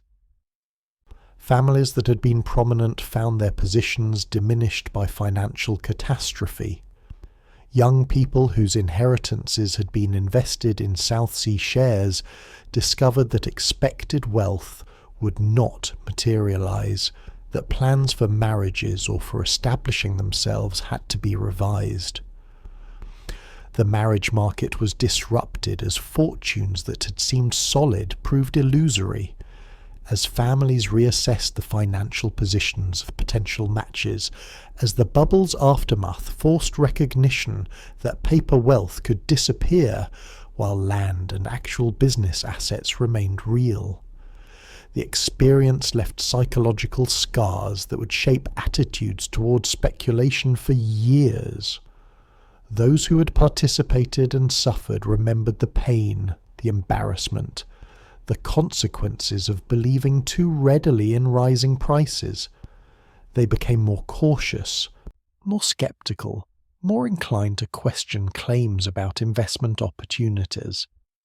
The memory of the South Sea bubble served as cautionary tale, as warning against speculation, as reason to avoid joint stock companies and paper assets in favour of land and tangible property and conservative investments that might yield less, but that would not evaporate. But memory is selective, and lessons fade. The generation that experienced the South Sea bubble directly would remain cautious, but their children and grandchildren, who knew the events only as stories rather than as lived experience, would be less affected by the warning, would be susceptible to new speculative opportunities when they arose, would repeat patterns that their parents had learned painfully were dangerous. The cycle of speculation and collapse would recur, would affect different assets in different eras, would demonstrate that human nature and market dynamics create conditions for bubbles, regardless of historical knowledge or regulatory efforts. The legal framework around joint stock companies and speculation changed modestly after the bubble. The Bubble Act, passed in June of 1720 at the height of the speculation, remained in force and was used to shut down some of the smaller speculative schemes that had proliferated during the boom. But the Act's impact was limited, did not prevent future speculation, did not address the fundamental mechanisms that had allowed the South Sea bubble to develop.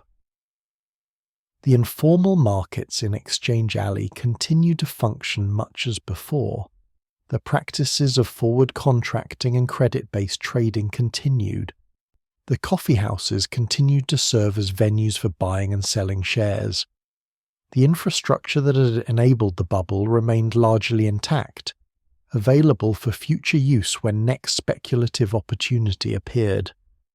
The South Sea Company itself underwent reorganization, reduced its ambitions, settled into a more modest role. The company continued to exist, continued to hold government debt and to collect interest, continued to conduct limited trade to Spanish America, though this trade remained unprofitable and eventually declined to near nothing.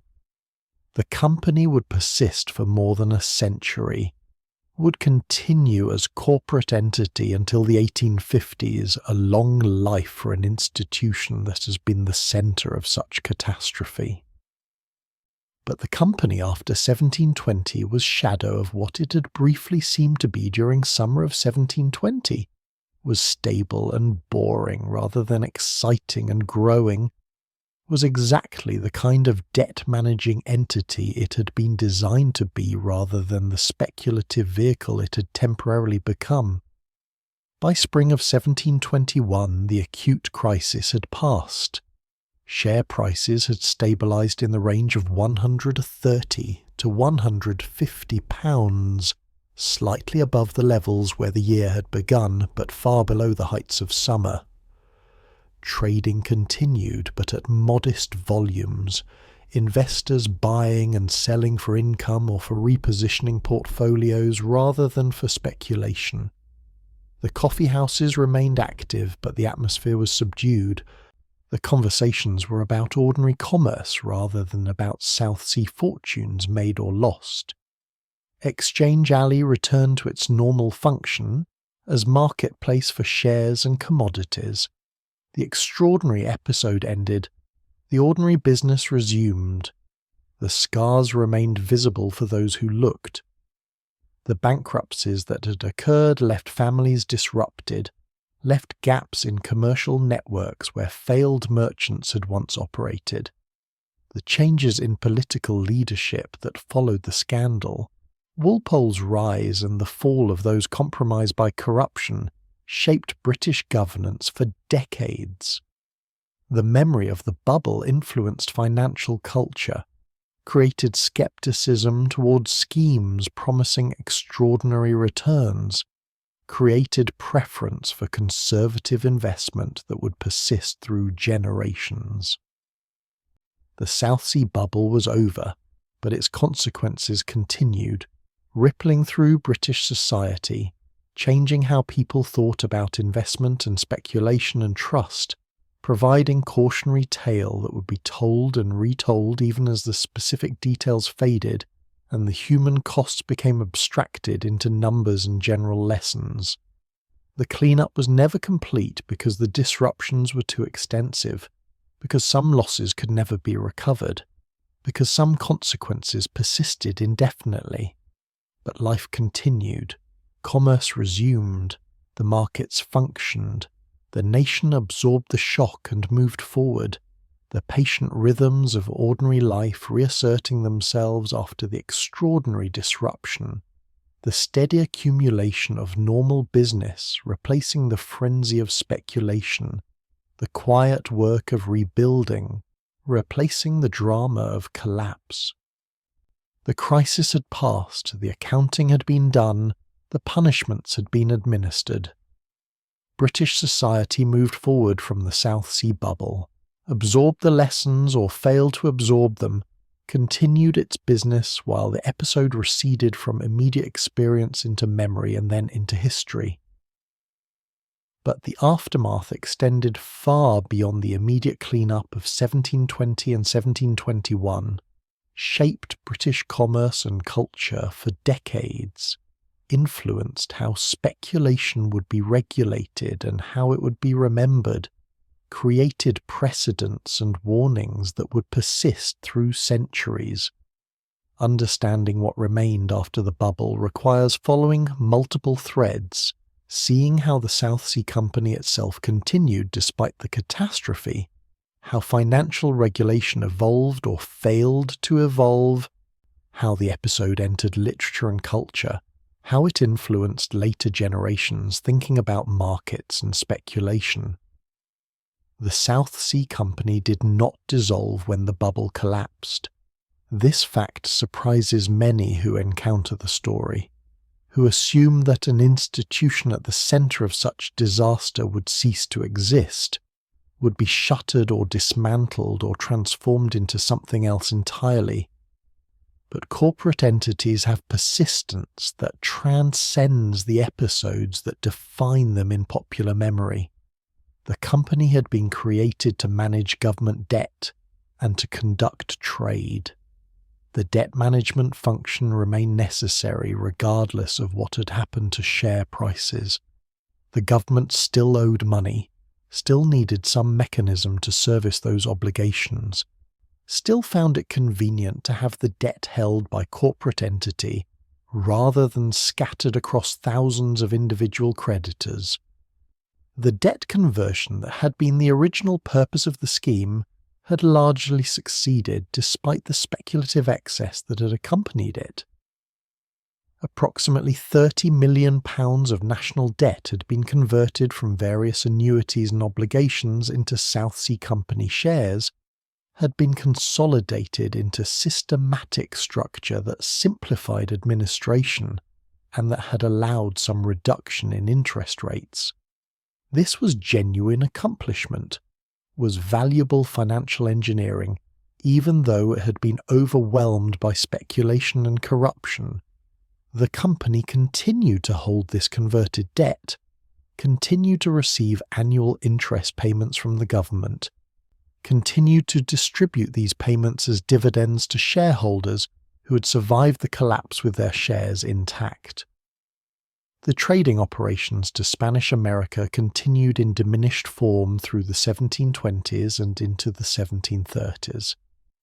The asiento, the slave trading contract that had been one of the company's primary assets, remained in force until relations between Britain and Spain deteriorated into war in 1739. The company sent ships to Africa to purchase enslaved people, transported them across the Atlantic in conditions of unimaginable brutality, sold them in Spanish-American ports to work in mines and on plantations. This trade generated modest profits in some years, losses in others, never approached the returns that had been imagined when the company was founded.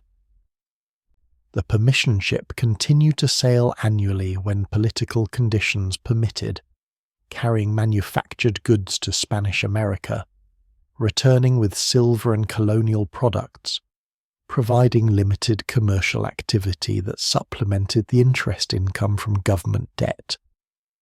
By 1730, the South Sea Company had settled into stable equilibrium as debt-holding corporation conducting minimal trade.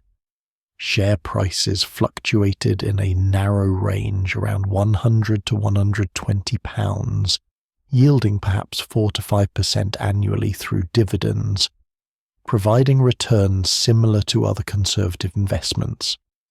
The shareholders who held these shares were mostly those who had survived the bubble, who had purchased at low prices after the collapse, or who had held through the disaster and had not sold at the bottom.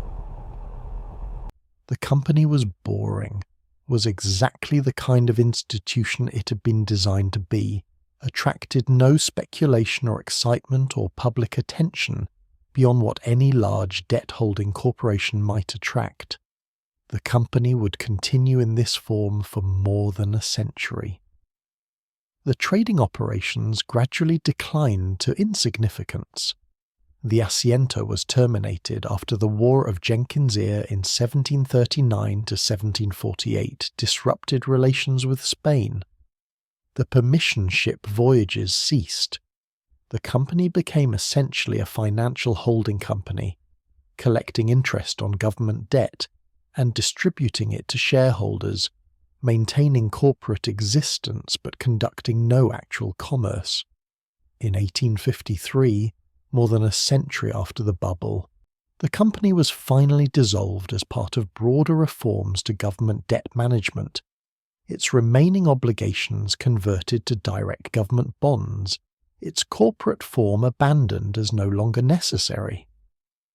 But through all those decades, the shares traded, the dividends were paid, the company persisted as a reminder that institutions can outlast the crises that define them in popular imagination.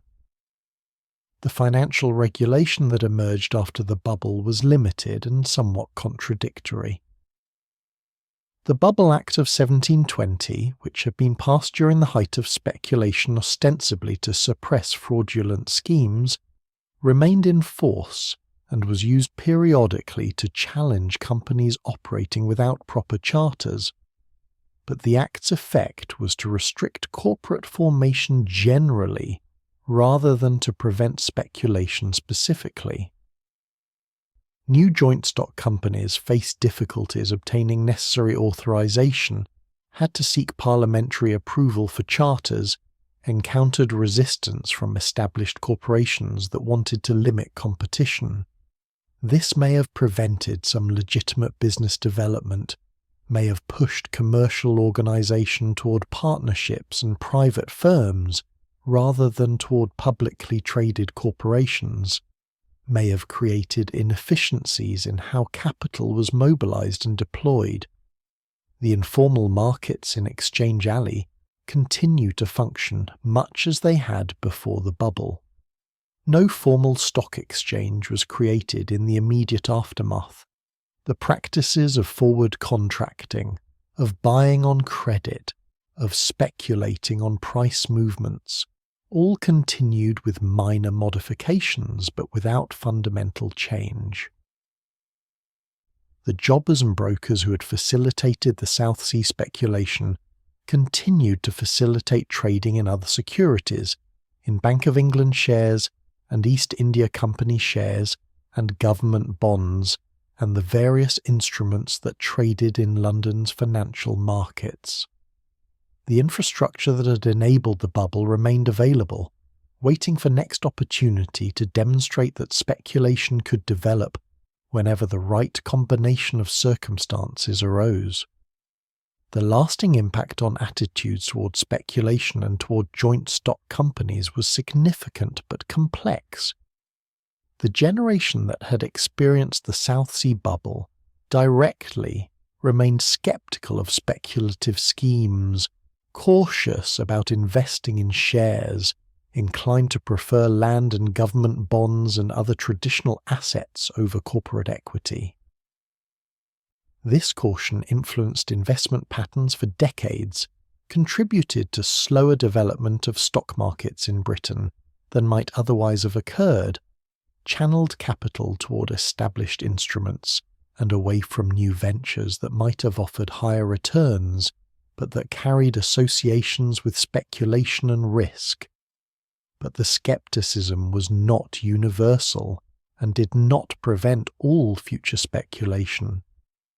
The charitable corporation scandal of 1732, barely a decade after the South Sea bubble, demonstrated that investors could still be drawn into fraudulent schemes, could still lose money to promoters promising impossible returns, had not fully internalized the lessons that the South Sea experience might have taught. Other speculative episodes would occur through the 18th century and into the 19th. In canal investments and in turnpike trusts and eventually in railways, each displaying some of the characteristics of the South Sea bubble, even though participants claim to have learned from history and to be avoiding past mistakes. The South Sea bubble entered literature and culture almost immediately. The satirical pamphlets that appeared in 1721 and 1722 used the bubble as subject for moral instruction and for entertainment. These pamphlets took various forms. Some were dialogues between characters representing different types of investors, allowing the authors to explore various perspectives on what had happened and why. Some were allegorical tales where South Sea stock appeared as character, where abstractions like greed and folly interacted with personified representations of the speculation. Some were straightforward narratives attempting to explain the events for readers who had not participated or who wanted to understand what they had experienced. Jonathan Swift wrote about the South Sea bubble with characteristic irony and moral severity. His poem The Bubble portrayed the speculation as madness, described the participants as fools who deserved their losses, used the episode to make broader points about human nature and about the dangers of departing from traditional values and pursuits. Swift's treatment was influential, helped establish the bubble as moral tale, as warning against greed and speculation and trust in paper wealth over real property. His perspective would shape how the episode was remembered, would influence later writers who drew on the South Sea bubble as reference and example. Alexander Pope incorporated references to the South Sea bubble into his poetry, particularly in the Dunciad and in Epistle to Bathurst, using the speculation as symbol of broader cultural corruption, as evidence that British society had lost its way, had abandoned virtue for commerce, had elevated money-making above all other values. Pope's treatment was more subtle than Swift's direct moralizing, but carried similar judgments about the speculation and its participants. The bubble became for Pope part of a larger critique of modernity, of commercial society, of the changes that were transforming Britain from agricultural and aristocratic nation into commercial and financial power. William Hogarth created visual representations of the South Sea bubble that would become among the most enduring images of the episode. His print The South Sea Scheme depicted Exchange Alley as scene of chaos and madness, showed investors behaving irrationally, included allegorical figures and satirical details that mocked the speculation and its participants. Hogarth's work was accessible to broader audiences than the literary treatments, could be understood by those who could not read Swift or Pope, helped disseminate the story of the bubble and the moral lessons drawn from it throughout British society. The print was copied and distributed widely, appeared in various versions and adaptations, became one of the defining visual representations of financial speculation. The moral framework through which the South Sea bubble was understood emphasized folly and greed, portrayed the speculation as aberration from proper behavior, assigned blame to individuals who had departed from conservative investment in pursuit of quick profit. This moralizing interpretation served multiple purposes.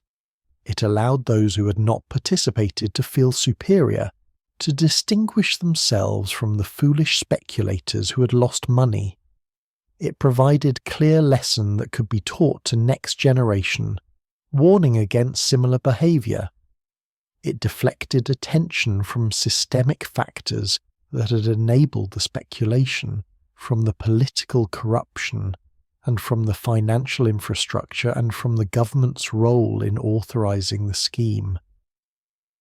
But the moralising interpretation obscured important aspects of what had actually occurred. The speculation had not been simple madness. Many participants had made rational decisions given the information available to them, had responded to incentives in understandable ways, had been caught up in dynamics that were difficult to resist or to escape. The corruption had been systematic rather than incidental, had involved much of the political establishment, had been enabled by structures that allowed bribery and manipulation. The aftermath had been managed by politicians who had themselves been compromised, who had limited interest in thoroughgoing reform that might expose their own involvement.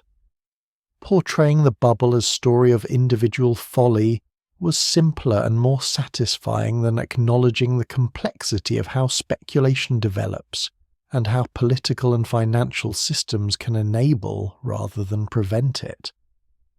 The comparison with other bubbles, particularly with the Mississippi bubble in France that had occurred simultaneously, invited analysis of whether these were isolated incidents or whether they represented recurring patterns.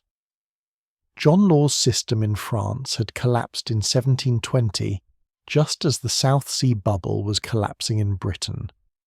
The parallel development suggested common factors, suggested that the speculative psychology and the financial mechanisms operated similarly across different countries and different institutional contexts.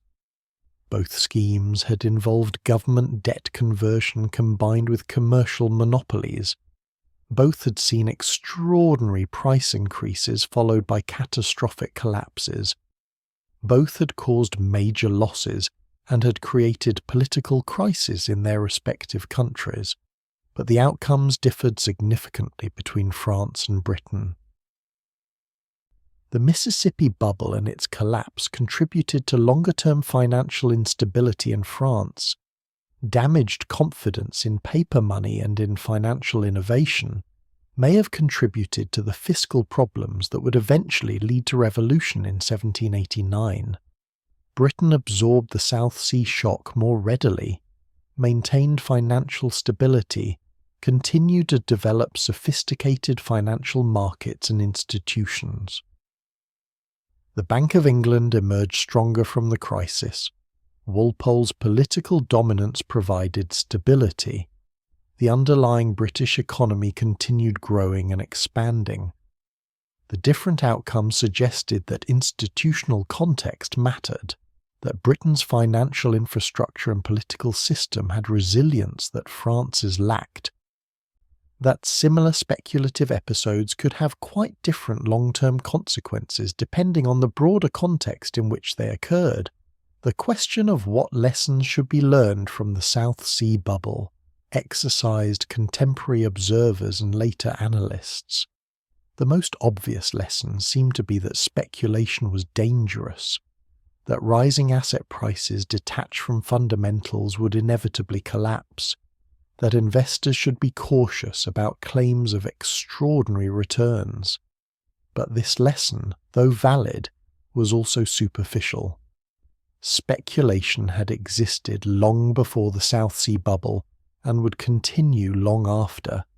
Simply warning against speculation did not address why it occurred, what enabled it, how it might be prevented or managed.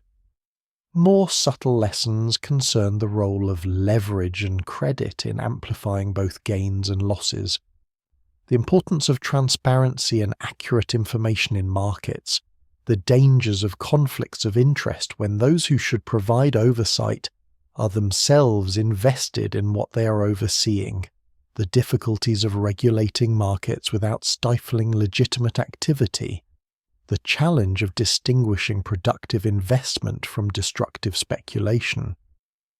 These lessons were harder to translate into specific reforms, required institutional changes and cultural shifts that were difficult to achieve, remained relevant but largely unimplemented in the decades after the bubble. The Bubble Act itself became obstacle to corporate development in ways that were probably not intended when it was passed. By restricting formation of joint stock companies, by requiring parliamentary approval for corporate charters, the Act made it difficult to organise large-scale enterprise, pushed business toward partnership forms that were less suitable for mobilising capital from many investors, may have slowed British economic development in some sectors. The Act would remain in force until 1825, more than a century after the South Sea bubble, would be repealed only when the restrictions it imposed came to be seen as hindrance to economic growth rather than as necessary protection against speculation.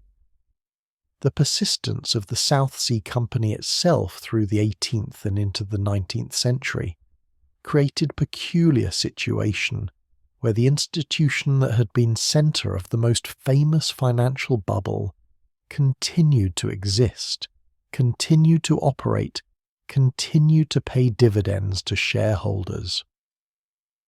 This made the bubble seem less catastrophic than immediate aftermath suggested, made it possible to argue that the company had genuine value, even if that value had been temporarily obscured by speculative excess. The shareholders who bought at low prices after the collapse and who held for decades received steady returns, recovered much or all of what might have been lost, benefited from the company's role as debt manager, even though the trading operations were minimal. The memory of the bubble faded gradually through the later 18th century, became historical episode rather than recent event, lost the visceral impact that it had for those who had experienced it directly.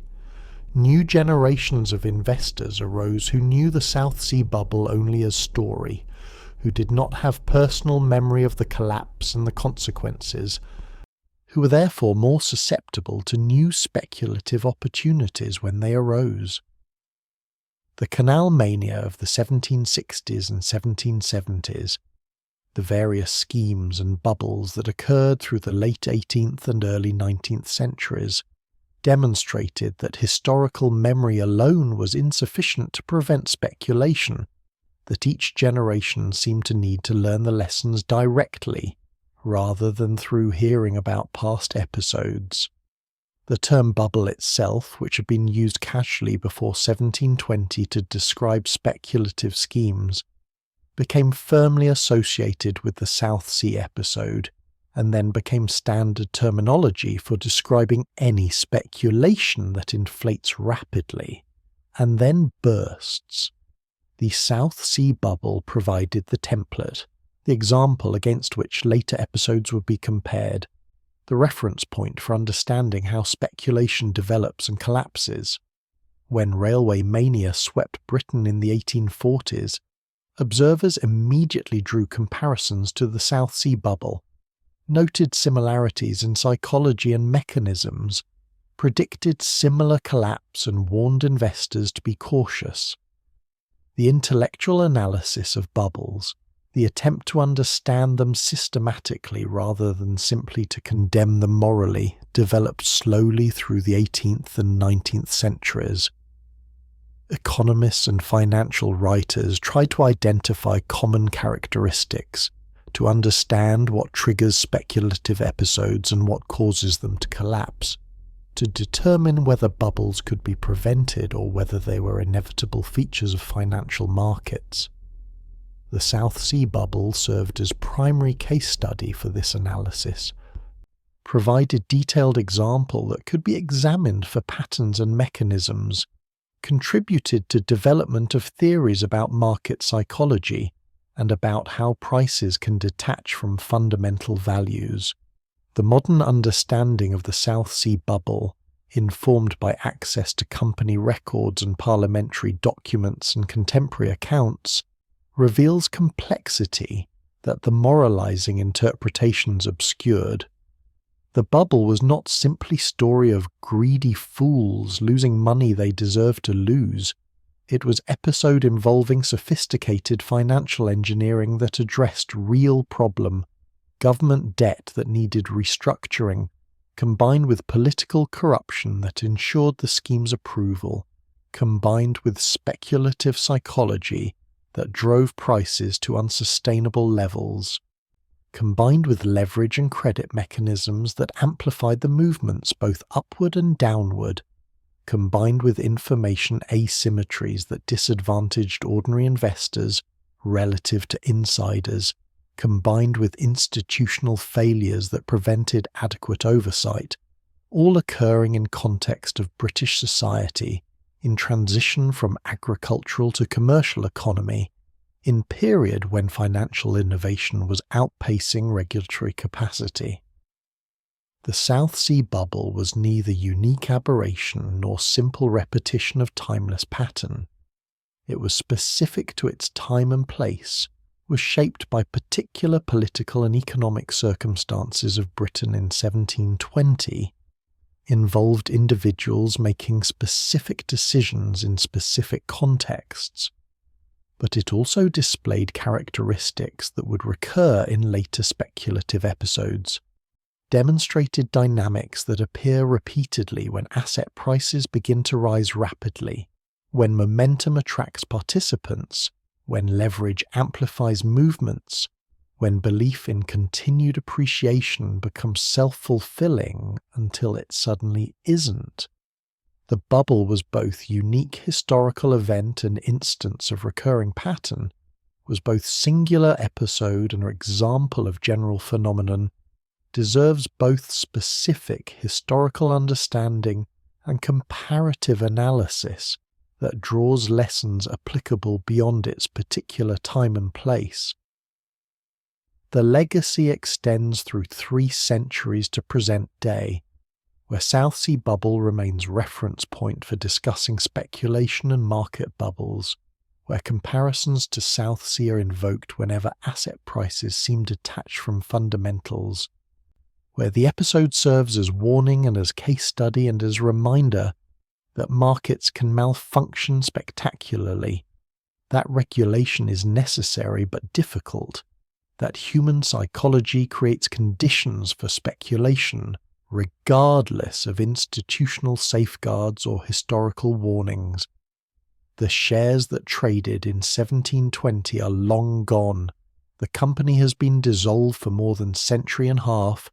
The participants are dead these 200 years and more. But the story persists, carries meaning that transcends the specific historical details, provides framework for thinking about markets and speculation, and the relationship between price and value. The patient arithmetic of fundamental analysis versus the excited psychology of momentum and belief. The tension between productive investment that funds genuine enterprise and destructive speculation that merely shuffles wealth without creating value. The story persists, carries meaning across centuries, provides framework for understanding how belief can create value temporarily and how value reasserts itself eventually. But the story is complete now. The shares rose and fell. The fortunes were made and lost. The company continued and eventually dissolved. The memory passed from experience into history into legend.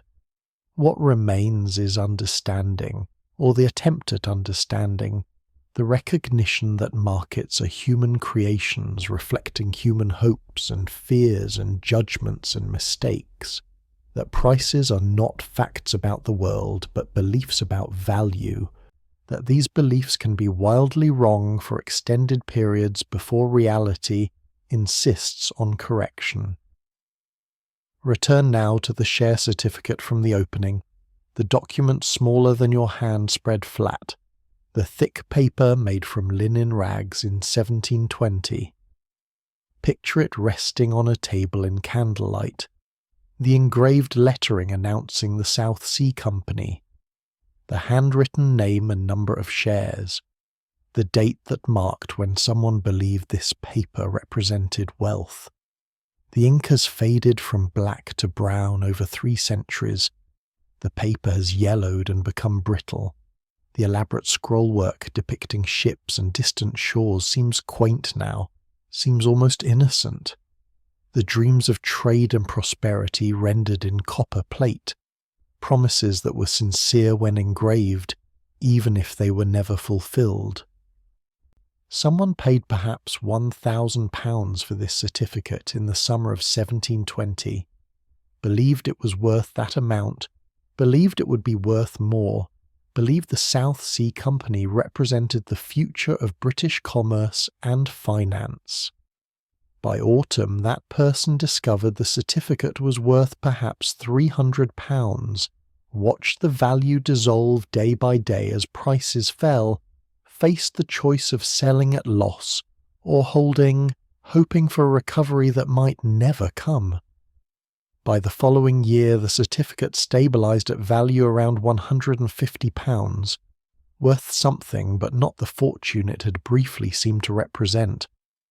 The certificate continued to pay dividends for decades, continued to represent claim on the company's income, proved not worthless but never again worth what it had briefly commanded in the extraordinary summer when prices lost connection with reality.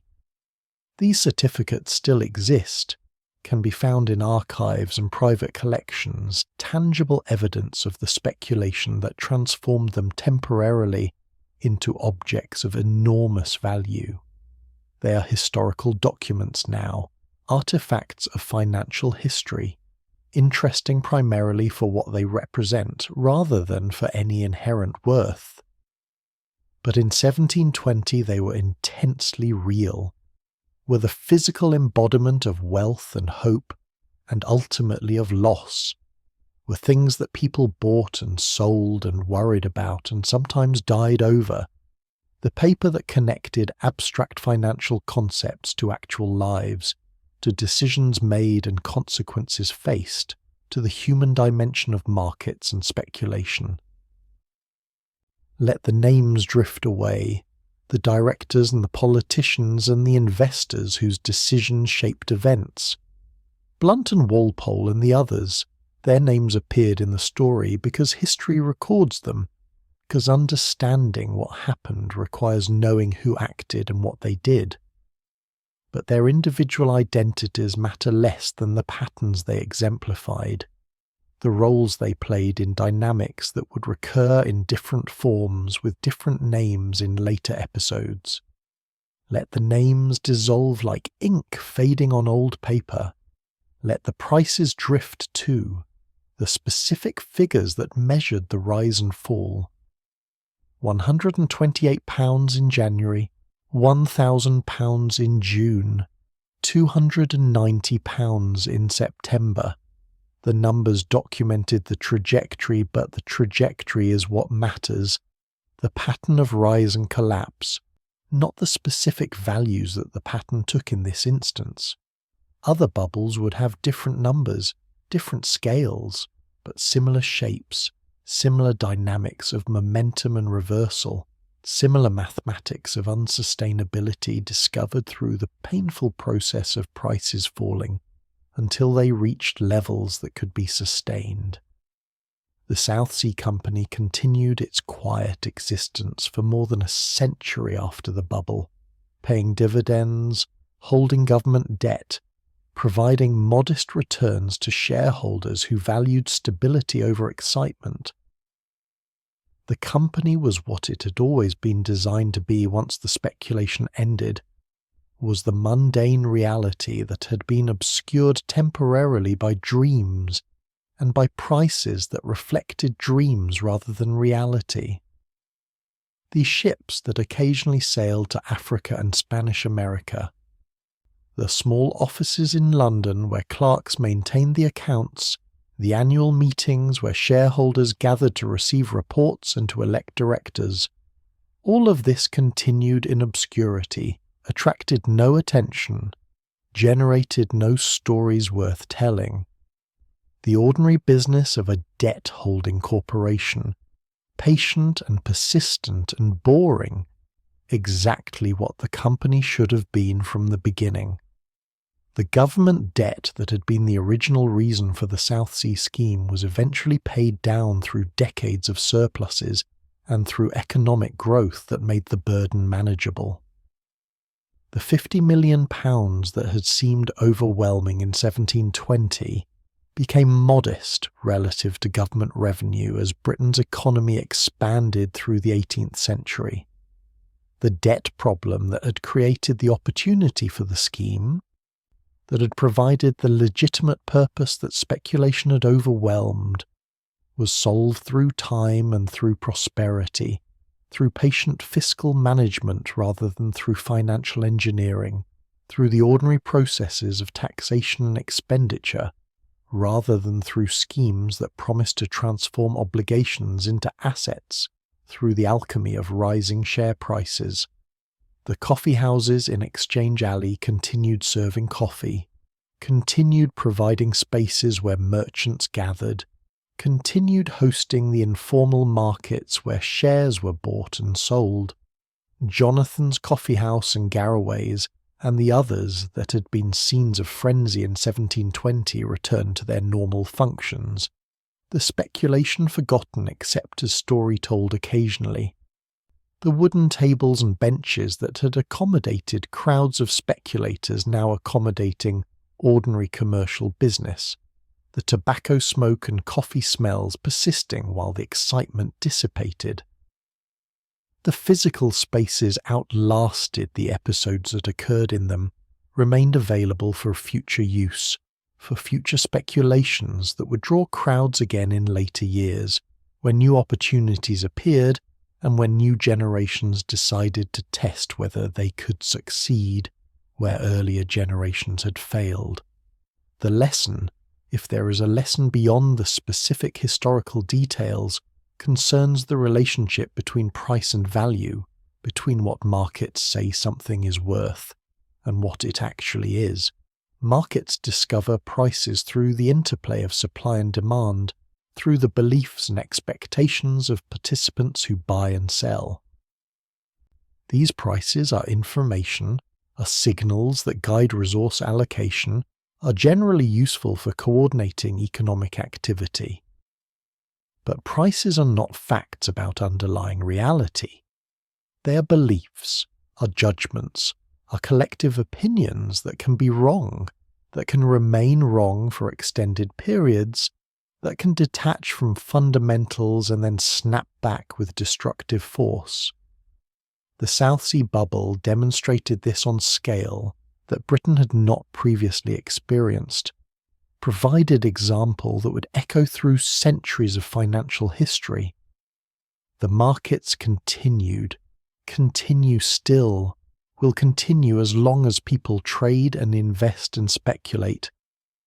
The South Sea bubble did not discredit markets generally, did not prove that commerce should be abandoned or that financial innovation should cease. It proved that markets can malfunction, that prices can be wrong, that speculation can be destructive, that oversight and regulation and skepticism are necessary. But it did not prove that markets themselves are invalid, any more than a particular failure of government proves that government itself is unnecessary. The tools remain useful even when they are sometimes misused. The challenge is using them well, creating structures that enable their benefits while limiting their potential for harm. Settle now into the knowledge that the story is complete, that all that could be told has been told, that the rise and fall and aftermath have been followed through to their conclusions. The South Sea bubble happened, caused harm, taught lessons, entered history, persists in memory and in analysis. But it is past, is finished, is an episode that occurred 3 centuries ago to people long dead, in circumstances that differ from present reality in countless ways. The relevance persists, but the events themselves are closed, are complete, are ready to be released, to drift away like the details that need not be remembered.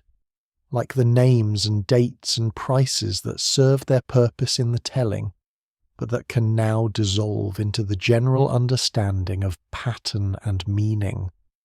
Rest in the knowledge that markets continue, that speculation recurs, that the patterns repeat with variations, that each generation faces similar challenges in distinguishing value from price, in maintaining skepticism in the face of enthusiasm, in avoiding the mistakes that seem obvious in retrospect but that are difficult to recognize when experiencing them.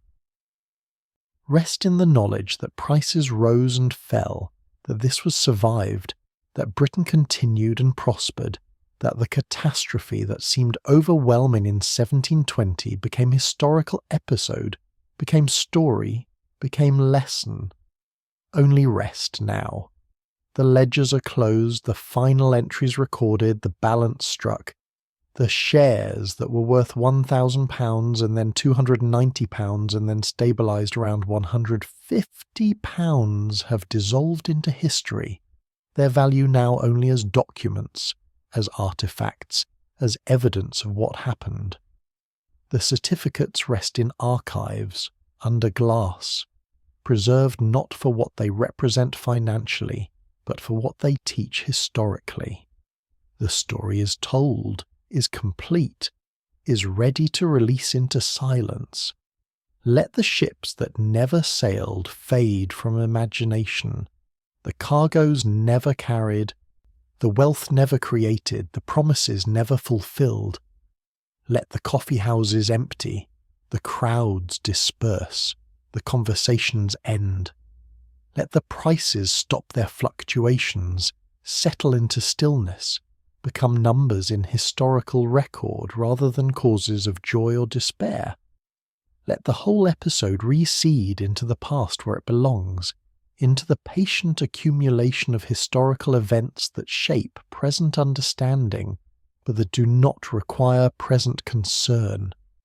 Only the darkness of closed ledgers, only the silence of markets at rest, only the stillness of prices that no longer change because the trading has ended. The South Sea bubble rose and burst and settled, the water returning to level, the surface becoming smooth, the disturbance passing into memory and beyond memory, into the general understanding that such things happen, that markets sometimes fail, that prices sometimes lie, that belief can sustain unreality temporarily, but that reality insists eventually, patiently, inevitably. Only sleep now, only the quiet of history completed, only rest. You have travelled through rise and fall, through enthusiasm and despair, through the cycle that markets trace when belief detaches from reality and reality reasserts itself. The journey is complete. The South Sea bubble rose like all bubbles rise on hope and momentum and the collective decision to believe that prices would continue climbing. It fell like all bubbles fall, when buyers exhausted themselves, when belief wavered, when gravity reclaimed what had floated temporarily on nothing more substantial than shared conviction. The people who lived through this were not so different from you. They made decisions with incomplete information. They responded to incentives. They hoped for prosperity. They sometimes succeeded and sometimes failed. Their story is your story, is everyone's story, the eternal pattern of trying to distinguish value from price, trying to know when to trust markets and when to doubt them, trying to navigate between caution that misses opportunity and enthusiasm that courts disaster. The shares that rose and fell have dissolved into history. The fortunes made and lost have passed beyond recovery or regret. The company that seemed so important existed and then ceased to exist. Its purpose fulfilled or abandoned, its story told. What remains is only understanding, only the gentle recognition that these patterns recur, that markets reflect human nature, that prices are beliefs made visible, that beliefs change. Let it all drift now. The names, the numbers, the rises and falls, the hopes and fears. Let them settle like silt after flood, like ash after fire, like snow that falls and melts and is forgotten. The story wanted only to be told, and now it has been told, and now it can rest and you can rest. Released from needing to remember, released from needing to understand, released into the soft darkness where stories end and sleep begins. Only sleep, only the quiet closing of ledgers, only the stillness of markets at rest.